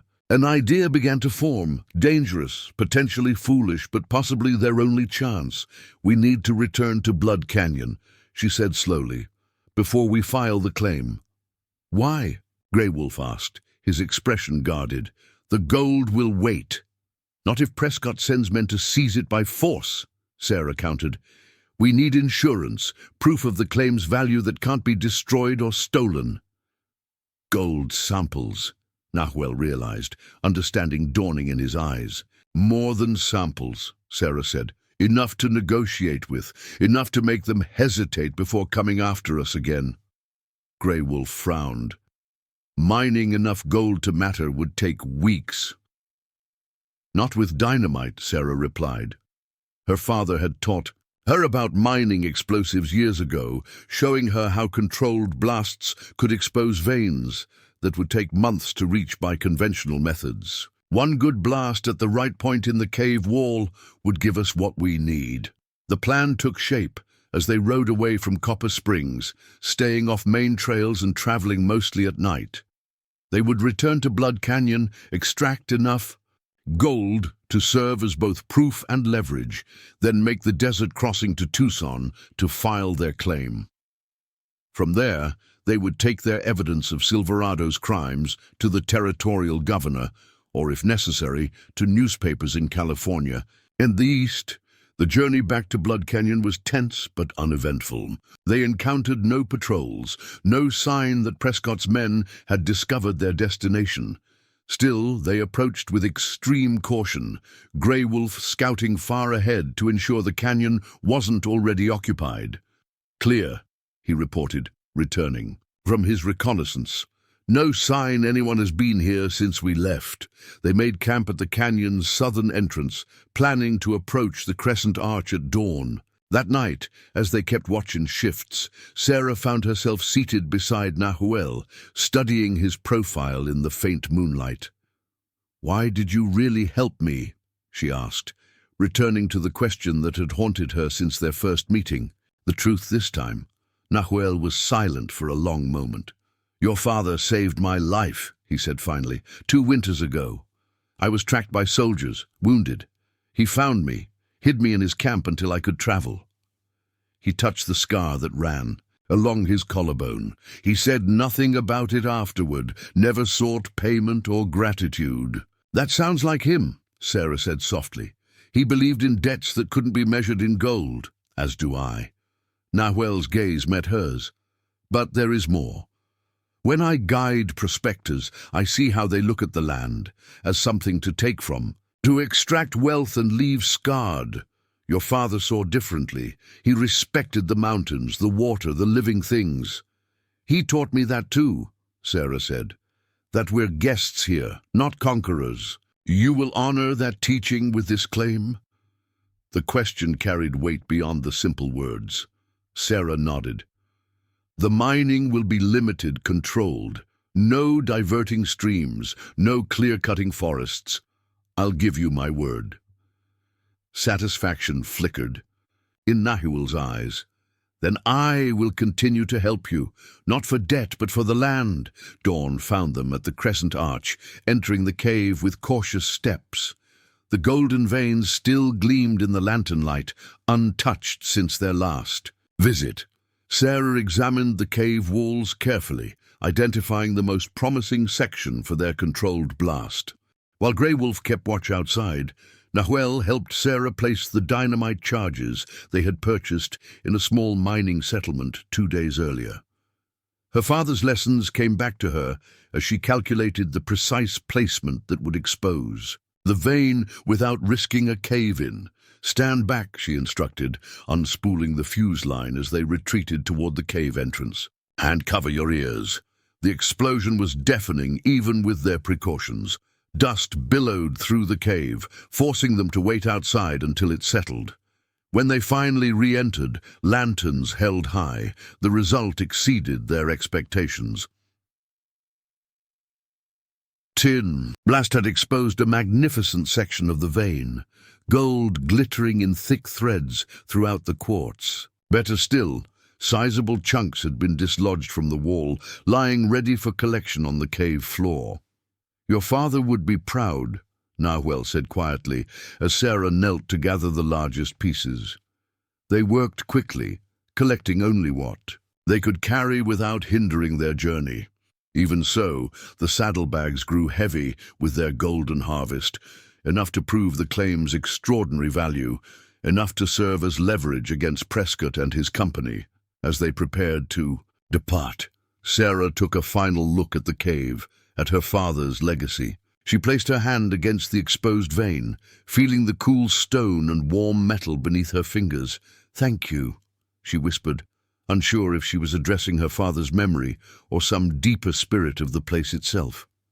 Outside, Grey Wolf was suddenly alert, his head tilted as he listened to something beyond human hearing.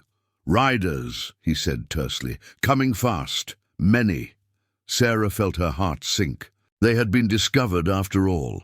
"How many?" Nahuel asked, already leading the horses toward cover. 6, maybe 8. Grey Wolf pointed north. "From that direction." "Prescott's men," Sarah concluded grimly. "How did they find us so quickly?" "Does not matter," Nahuel said. "We cannot outrun them with our loads. We must hide or fight." As the sound of approaching hoofbeats grew louder, Sarah made her decision. They had come too far, risked too much to surrender now. Blood Canyon had already witnessed too much death. She would not add to its dark legacy without cause. "We hide," she said firmly. "Let them pass, if they will. The gold will keep." Nahuel nodded approval. "There is a place, a narrow side canyon, 1/2 mile south, easily defended if needed." They mounted swiftly, keeping to the shadows along the canyon wall as they headed south. Behind them, the riders entered Blood Canyon, their voices carrying in the morning stillness. "Spread out," a commanding voice ordered. "They're here somewhere. Find them, and the gold is yours. Find the woman, and Prescott doubles your pay." Sarah exchanged a look with her companions. The hunt had truly begun, with stakes higher than even she had imagined. But as they slipped into the narrow side canyon Nahuel had mentioned, she felt a strange calm settle over her. They had the gold, they had the evidence, and most importantly, they had each other, an alliance forged through danger and mutual respect. Whatever came next, Sarah Blackwood, daughter of Thomas, was ready. The side canyon Nahuel had chosen was little more than a crack in the massive walls of Blood Canyon, its entrance partly obscured by a tumble of boulders. Inside, it widened enough to accommodate their horses, then narrowed again as it snaked deeper into the mountain. Sarah, Grey Wolf, and Nahuel pressed as far into the crevice as they could, listening intently as Prescott's men searched the main canyon. "Anything?"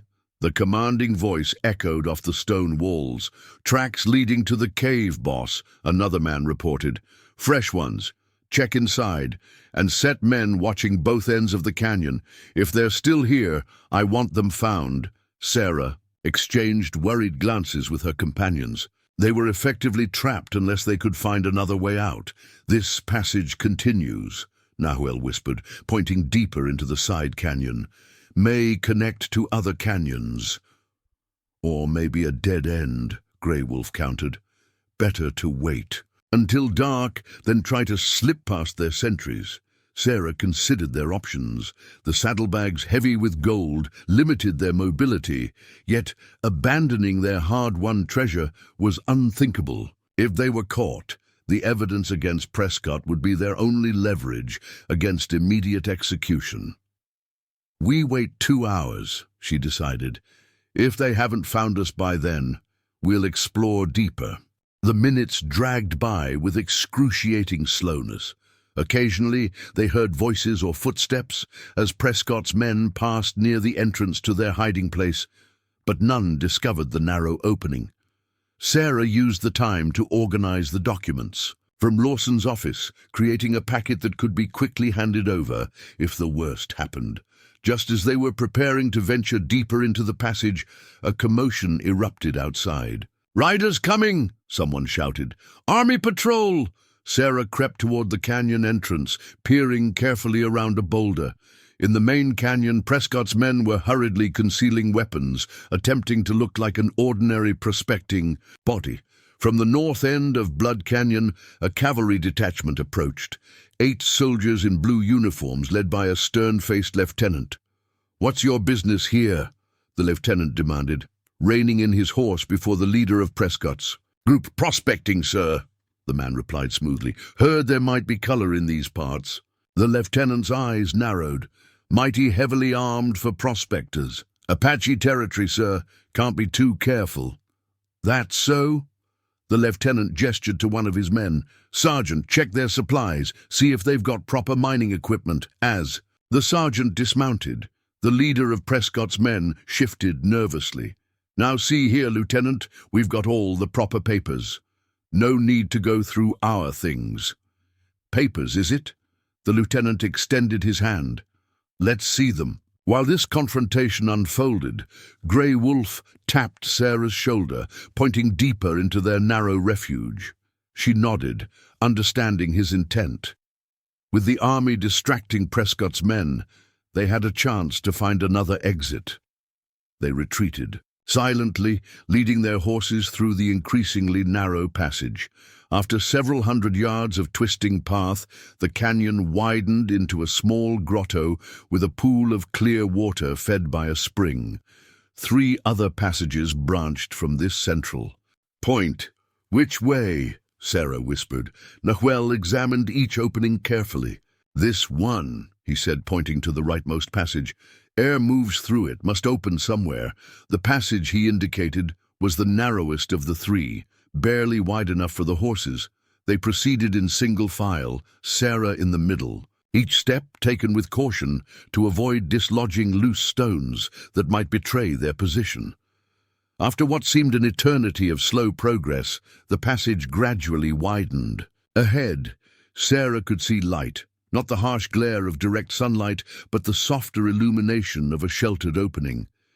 They emerged onto a narrow ledge halfway up the eastern wall of a different canyon, one that ran roughly parallel to Blood Canyon. Below them, a steep talus slope led to the canyon floor some 50 feet down. "I know this place," Grey Wolf said quietly. "Shadow Canyon connects to Thunder Valley 3 miles north." "Can we reach it from here?" Sarah asked, eyeing the treacherous slope. "Yes, difficult for horses, but possible." They began the careful descent, leading the reluctant horses diagonally across the slope where the footing was most stable. Loose rocks occasionally clattered downward despite their caution, the sound unnervingly loud in the quiet canyon. When they finally reached the bottom, Sarah allowed herself a moment of relief. They had escaped the immediate trap, but their position remained precarious. Prescott's men would eventually realize they had slipped away and resume the hunt. "Thunder Valley," Nahuel said, pointing northward. "From there, many paths to choose." "Which way to Tucson?" Sarah asked, adjusting the precious saddlebags. "Southeast," Grey Wolf replied. 2 days hard ride. Desert crossing." Sarah nodded decisively. "Then we rode to Tucson. File our claim before Prescott can mobilize more men." They traveled through the remainder of the day and well into the night, pushing their horses as much as they dared through the rugged terrain. Only when the animals began to stumble with fatigue did they make camp in a sheltered arroyo, taking turns standing watch. During her shift, Sarah sat with her father's map spread across her knees, tracing the route they had traveled. So much had changed since she had first discovered the blood-stained document hidden in Thomas Blackwood's boot. She had set out seeking justice for her father and the security his discovery promised. Along the way, she had found unexpected allies, uncovered a conspiracy wider than she'd imagined, and discovered strengths within herself she hadn't known she possessed. Grey Wolf joined her as the first hints of dawn lightened the eastern sky. "Your father would be proud," he said, settling beside her. "Few would have the courage to stand against men like Prescott." "Fear doesn't leave much room for choice," Sarah replied, folding the map carefully. "When you're running for your life, you either fight or die." "Many choose to die," Grey Wolf said with the simple wisdom of one who had seen too much death, "or to surrender, which is a slower death of the spirit." They broke camp as soon as there was light enough to travel safely, beginning the arduous journey toward Tucson. The landscape gradually transformed around them. The dramatic red rock, canyons giving way to rolling hills dotted with mesquite and creosote, then to the stark beauty of the Sonoran Desert. The heat became their enemy as they pushed eastward, the sun beating down with merciless intensity. They traveled at dawn and dusk, resting during the hottest hours beneath whatever shade they could find. Water grew scarce, each spring and waterhole more precious than gold. On the afternoon of the second day, as they rested beneath an overhanging rock that provided minimal shelter from the sun, Nahuel spotted the dust cloud on the horizon. "Riders," he said, pointing southeast. "Many. Moving fast." Grey Wolf climbed to a better vantage point, shielding his eyes against the glare. "Soldiers," he reported after a moment. "Cavalry patrol, heading this way." "Prescott's men wouldn't risk an open confrontation with the army," Sarah said, hope rising within her. "This could be our chance." They mounted quickly, riding toward the approaching patrol. As they drew closer, Sarah could make out the blue uniforms, the guidon fluttering in the hot breeze. The officer in charge raised his hand, signaling his men to halt as Sarah's small party approached. "Lieutenant James Parker, United States Cavalry," he introduced himself, studying them with curiosity. "What brings civilians out this far from the settlements, especially in such?" He glanced at Nahuel and Grey Wolf. "Unusual company." Sarah straightened in her saddle. "My name is Sarah Blackwood. These are my associates, Nahuel and Grey Wolf. We're traveling to Tucson to file a mining claim and report serious crimes committed by representatives of the Silverado Mining Corporation. Parker's eyebrows rose. Silverado, you say? Powerful outfit. What manner of crimes? Murder, Sarah said bluntly, including my father, Thomas Blackwood. We have documentation proving the company ordered these killings, including the assassination of Marshal Wilson Garrett of Copper Springs. She produced the portfolio of evidence, watching the lieutenant's expression change from skepticism to grave concern as he examined the documents. This is a serious matter, Miss Blackwood, he said finally. Beyond my authority to address in the field, I'm under orders to return to Fort Lowell immediately, but I can offer you an escort to Tucson. We would be grateful, Sarah replied, relief washing through her. We have reason to believe the company has sent men to prevent us from reaching the claim office. Parker nodded grimly. Not the first time Silverado has operated outside the law. They've had conflict with the army before over water rights and land use. He gestured to one of his men. Sergeant Mills will ride ahead to alert the territorial marshal in Tucson. The rest of us will accompany you. With the cavalry's protection, they reached Tucson 2 days later without incident. The territorial marshal, a grizzled veteran named Harland Wyatt, received them in his office, listening intently as Sarah presented their evidence against Prescott and the Silverado Mining Corporation. Been trying to build a case against these vultures for years, Wyatt said, examining the documents with professional thoroughness. Never had enough proof to move against them, until now. He looked up at Sarah with newfound respect. You've done the territory a service, Miss Blackwood. Will you arrest Prescott? Sarah asked. Already sent deputies to Copper Springs with warrants, Wyatt confirmed. But mining companies like Silverado have deep pockets and friends in high places. We'll need to move fast if we want this evidence to reach a courtroom. The claim first, Nahuel reminded them. Wyatt nodded. The claim office is expecting you. I sent word ahead. The process of filing their claim to Blood Canyon took less time than Sarah had anticipated. The clerk's eyes widened when she placed a sample of the gold on his desk, and widened further when she listed Nahuel and Grey Wolf as equal partners. Unusual arrangement, he commented, though he recorded it without objection. The territory recognizes your claim to mineral rights in the area known as Blood Canyon, effective immediately. He handed Sarah the official documentation. Congratulations, Miss Blackwood. You and your partners are now officially gold mine owners. As they left the claim office, Sarah felt a curious mixture of triumph and uncertainty. They had succeeded in securing her father's discovery and gathering evidence against his killers, yet the path ahead remained unclear.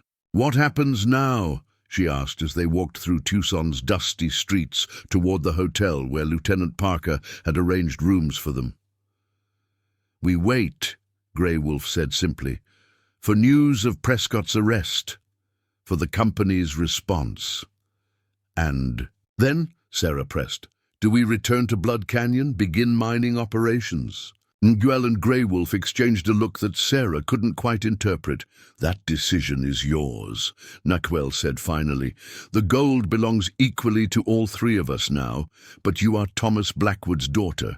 His legacy is your legacy. That evening, as Sarah sat alone on the hotel's veranda watching the sunset paint the desert in shades of gold and crimson, she considered Nahuel's words. Her father had spent his life chasing dreams of gold, moving from one disappointment to the next, never finding the security he sought for his daughter. Now that she had secured the treasure he died for, what would she do with it? A soft footstep interrupted her thoughts.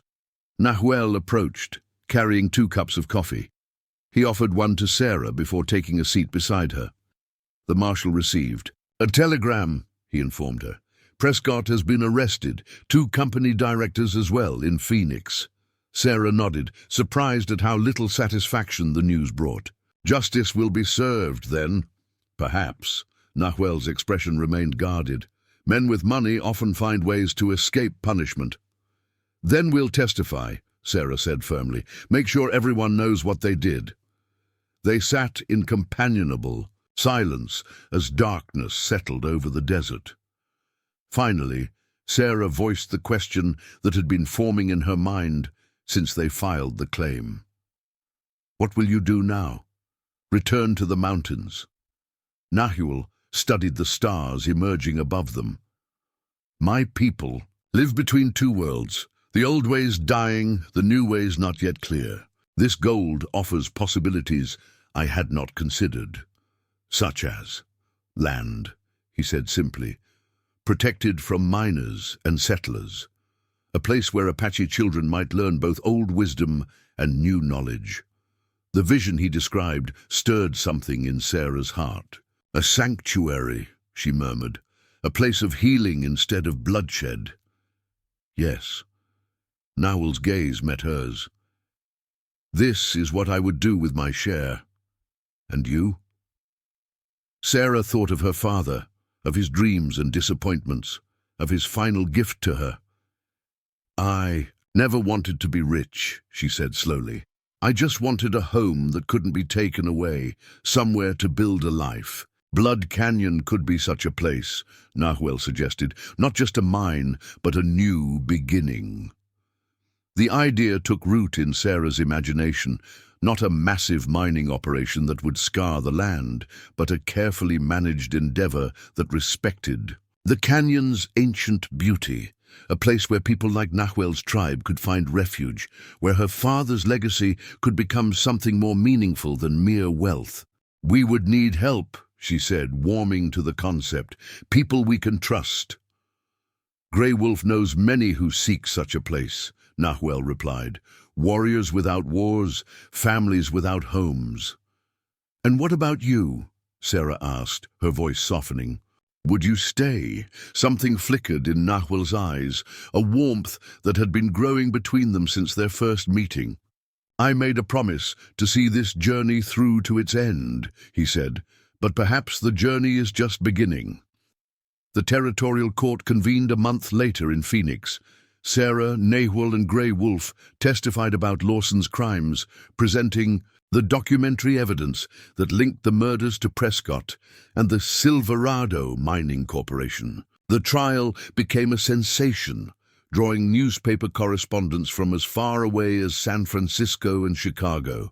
Jonathan Prescott and his associates fought the charges with expensive lawyers and attempted bribes, but the evidence was too compelling, the public outrage too intense.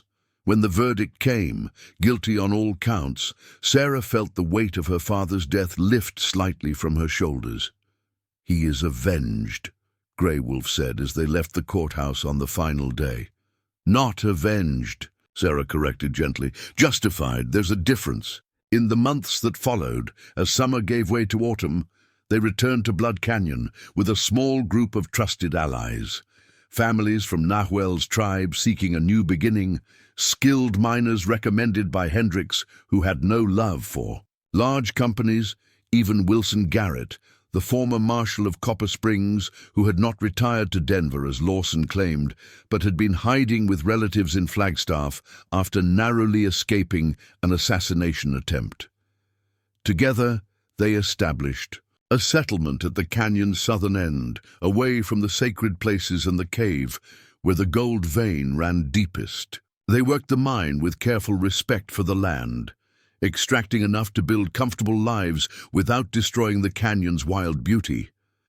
Sarah used part of her share to establish a school where children of all backgrounds learned together. A radical concept in the territory, but one she defended fiercely. Nahuel taught traditional knowledge alongside modern subjects, building bridges between cultures that had been divided by suspicion and bloodshed. On the first anniversary of Thomas Blackwood's death, Sarah stood alone at the crescent arch, single lantern illuminating the cave where her father had made his final discovery. She placed a small carved wooden box on a natural shelf in the rock wall.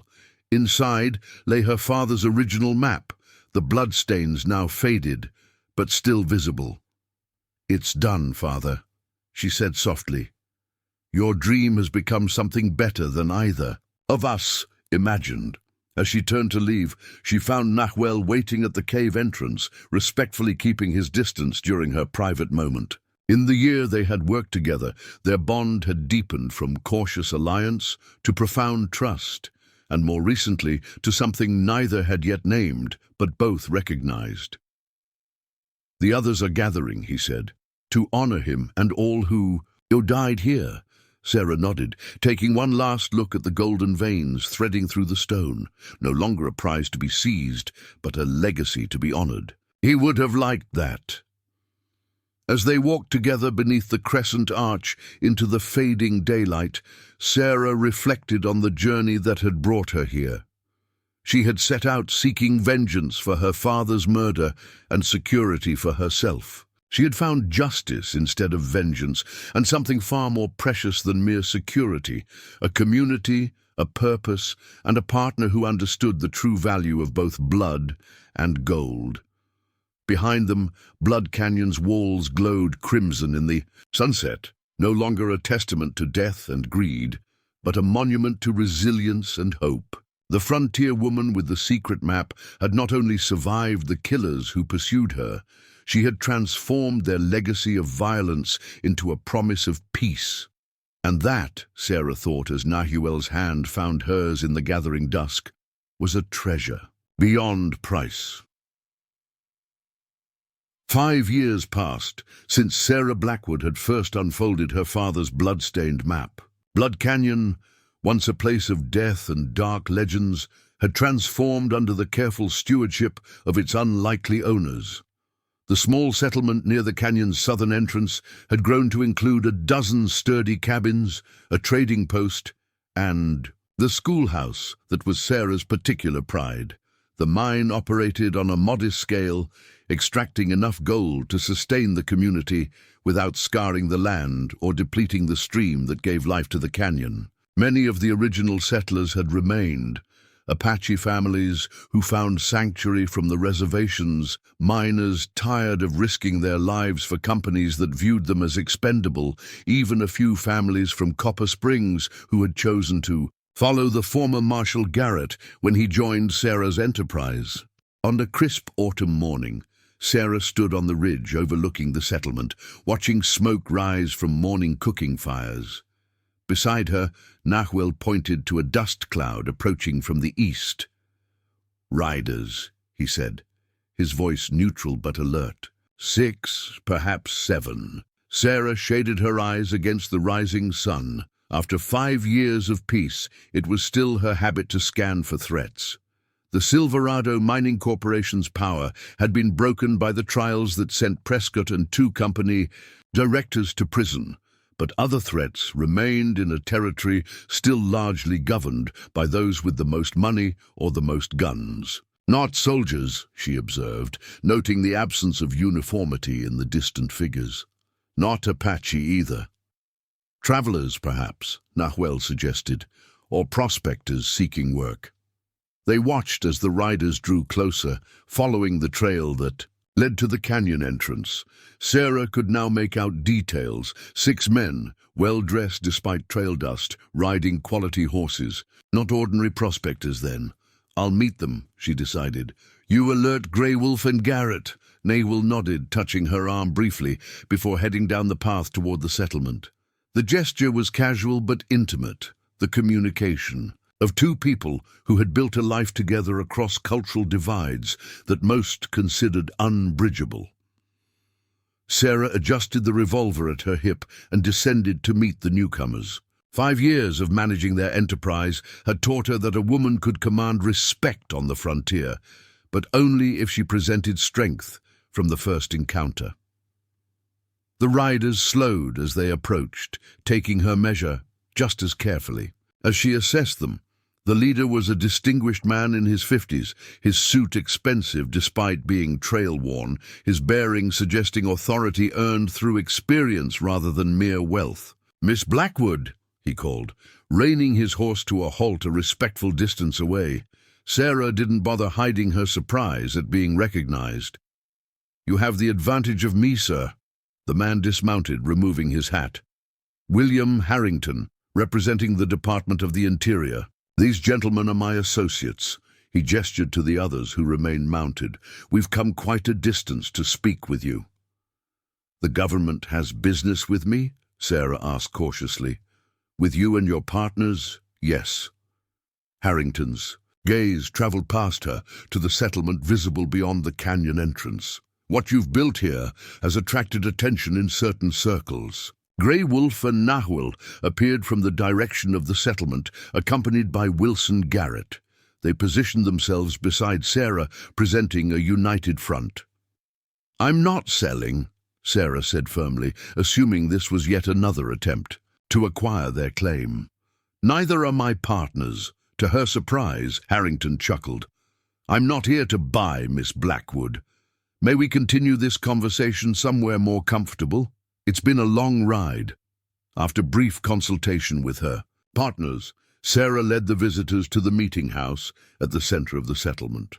Built of local stone and timber, with wide windows that eliminated the need for lamps during daylight hours, it served as both community gathering place and administrative center for their mining operation. Once they were settled around the large oak table that dominated the room, Harrington placed a leather portfolio before him, an unsettling echo of the documents Sarah had stolen from Lawson's office years before. "First, let me congratulate you on what you've accomplished here," Harrington began. "Few mining operations in the territory can claim such harmonious relations with local tribes or such careful environmental practices." "We have different priorities than most," Sarah replied, exchanging glances with Nahwil and Grey Wolf. "Precisely why I'm here." Harrington opened the portfolio, revealing official-looking documents bearing government seals. "The Department of the Interior has been tasked with establishing new policies regarding mining operations on frontier lands. The abuses of companies like Silverado have prompted Congress to consider reforms." "About time," Garrett muttered. Harrington nodded in acknowledgement. "Indeed, the challenge is developing regulations that protect both the land and legitimate mining interests. Which brings me to my proposal." He slid a document across the table toward Sarah. "We want to establish Blood Canyon as a model operation, a demonstration of how mining can be conducted responsibly with appropriate respect for both natural resources and native populations." Sarah scanned the document, her skepticism giving way to cautious interest. "You want to study our methods?" "More than that," Harrington said. "We want to formalize them into policies that could be applied throughout the Western Territories, with appropriate compensation for your cooperation and expertise, of course." Grey Wolf leaned forward, his expression guarded. "And the Apache families who live here, what of them?" "A central component of our interest," Harrington assured him. "The successful integration of native and settler communities is unprecedented. If it can work here, perhaps it can work elsewhere." "This land belongs to the people who live here now," Nahwil said firmly. "Any agreement must protect their rights first." "Absolutely," Harrington agreed. "In fact, part of our proposal includes formal recognition of this area as a protected district with special status. Neither reservation nor typical settlement, but something new." The discussion continued for hours, moving from broad concepts to specific details. Harrington proved knowledgeable about mining practices and genuinely interested in the community they had built. His associates, 2 lawyers, a geologist, an ethnographer, and a former army officer now working for Interior, contributed questions and observations that revealed serious intent rather than empty promises. As the meeting concluded and the visitors departed to make camp at the designated visitor area outside the canyon, Sarah remained in the meeting house with her partners, considering the unexpected proposal. "It could secure everything we've built," Garrett observed. government recognition would protect the community from future threats or expose us to new ones, Grey Wolf countered. Government promises to my people have rarely been honored. What do you think? Sarah asked Nahuel, who had been characteristically quiet during the final discussions. He met her gaze steadily. I think we should consult everyone who calls this Canyon home. This decision affects all, not just the three of us. Sarah nodded, warmth spreading through her chest. It was precisely this wisdom, this fundamental respect for the community they had created together, that had transformed their partnership into something deeper over the years. That evening, they convened a community meeting to present Harrington's proposal. Nearly everyone attended: Apache families, miners and their wives, Garrett and the handful of former Copper Springs residents who had followed him. Even the children were present, sitting cross-legged at the front, absorbing the proceedings. With solemn attention, Sarah presented the government's proposal as neutrally as possible, emphasizing both potential benefits and risks. When she finished, she invited questions and comments, stepping back to allow community members to express their views. The discussion revealed deep-seated fears among the Apache residents, unsurprising given their history with government policies. The miners worried about new regulations restricting their work. Parents expressed concerns about outside influences on their children, yet there was also cautious hope. Government recognition might provide resources for the school, protection against land grabbers, and a voice in territorial decisions that affected their lives. As the meeting concluded, one of the elders from Nahuel's tribe rose to speak, a rare occurrence that immediately commanded attention. When I was young, the old man said, his voice carrying surprising strength, my grandfather told me of a prophecy. He said a time would come when the people of the eagle and the people of the arrow would build something new together, something neither could create alone. He surveyed the gathered faces, his gaze lingering on Sarah and Nahuel. Perhaps this is what he saw. Perhaps this canyon is meant to be a beginning, not just for us, but for others who will follow. His words settled over the assembly, providing a new perspective on their decision. After further discussion, the community reached consensus. They would negotiate with Harrington, but insist on protections for their autonomy and way of life. Later that night, as most of the settlement slept, Sarah and Nahuel walked to the crescent arch that had started their journey together. In the moonlight, the ancient stone formation seemed to glow with inner light. Do you ever regret it? Sarah asked, breaking the comfortable silence between them. Casting your lot with a stubborn prospector's daughter?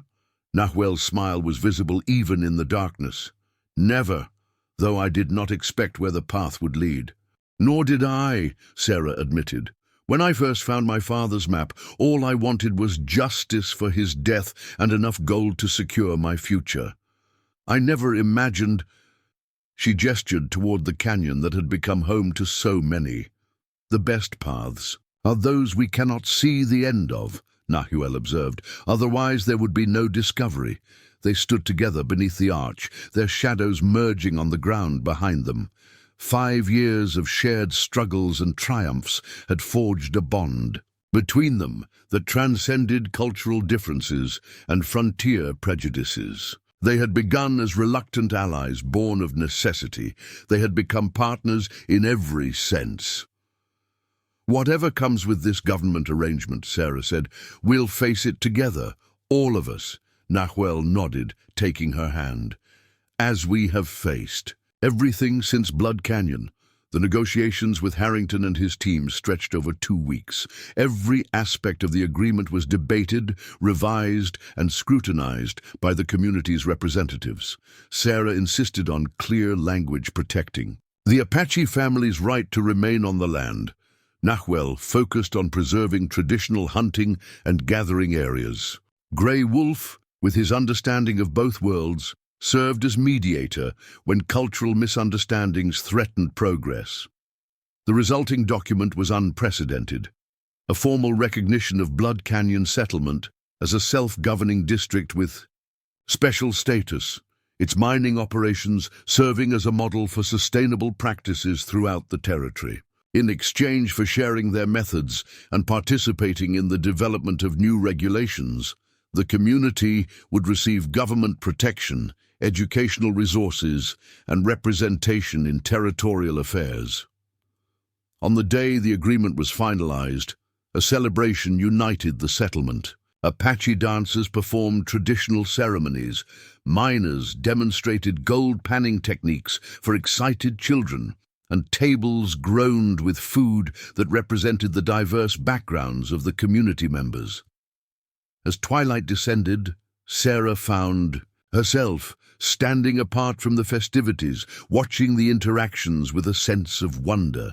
Here was Harrington, deep in conversation with an Apache elder, there a government geologist learning traditional plant uses from Grey Wolf's wife, and by the cookfire, children of all backgrounds playing together without awareness of the boundaries that divided the adult world. "You have created something remarkable," Garrett said, joining her on the ridge overlooking the gathering. "Thomas would be proud." "We all created it," Sarah corrected gently, "and I think he would be surprised more than proud. This isn't the future he imagined for me." "Perhaps not," Garrett acknowledged, "but it's a finer legacy than gold." As night fully claimed the canyon, Sarah made her way to the small cabin she shared with Nahuel at the settlement's edge. Inside, the familiar sense of sage and pine welcomed her, along with the collection of treasures they had accumulated. Books lining rough-hewn shelves, hand-woven blankets, the first gold nugget they had extracted together mounted in a simple wooden frame.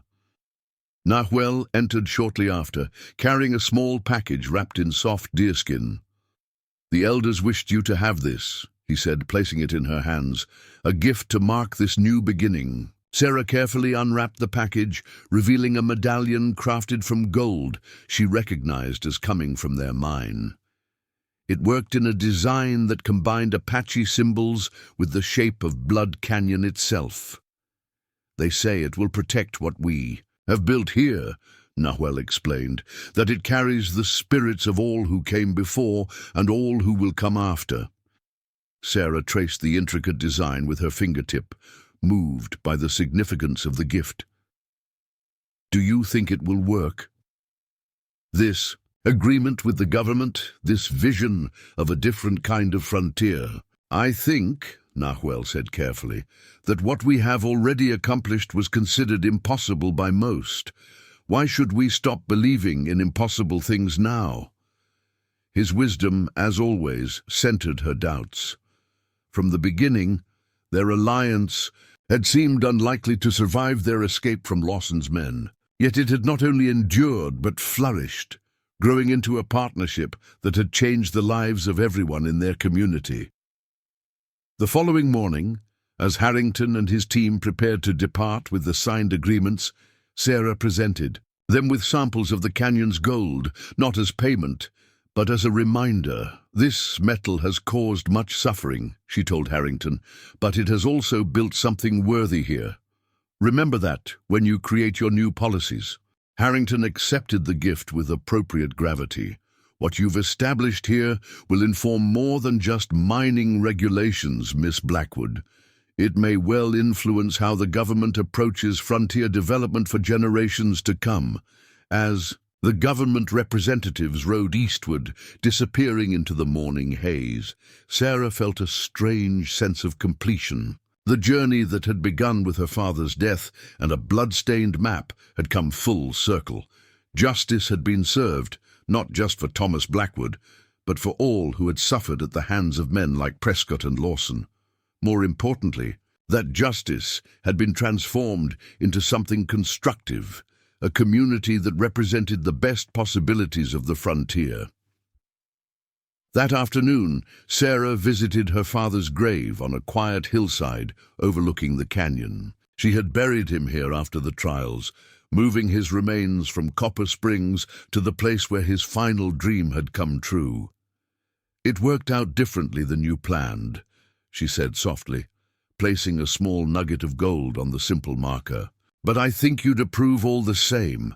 As she walked back toward the settlement, she passed the schoolhouse where children's voices recited lessons in both English and Apache. Beyond it, miners worked alongside Nahuel's tribesmen, exchanging techniques and stories. At the trading post, women from diverse backgrounds bartered goods and shared knowledge accumulated across different traditions. Blood Canyon had been named for ancient conflicts and the color of its stone walls. Now it represented a different kind of legacy, one built on alliance rather than animosity, on respect rather than exploitation. The gold that had nearly cost Sarah her life had become the foundation for something far more valuable, a vision of what the frontier could be when greed gave way to cooperation. As the sun began to set, painting the canyon walls in shades of amber and crimson, Sarah joined Nahuel on their favorite overlook. Below them, the settlement prepared for evening. Cook fires glowed, children were called home, workers returned from the day's labors. 5 years ago, I thought my journey ended when we filed the claim, Sarah said, watching the scene unfold. Now I understand it was just the beginning. Nahuel nodded, his shoulder touching hers as they stood together. The map your father left led to more than gold. It led home, Sarah replied simply. And as darkness settled over Blood Canyon, stars appearing one by one in the vast desert sky, the frontier woman who had once been pursued by killers looked out over the world she had helped create and knew that some treasures couldn't be marked on any map. They could only be discovered by those brave enough to forge unexpected alliances along the journey. Up next, you've got 2 more standout stories right on your screen. If this one hits the mark, you won't want to pass these up. Just click and check them out. And don't forget to subscribe and turn on the notification bell so you don't miss any upload from us.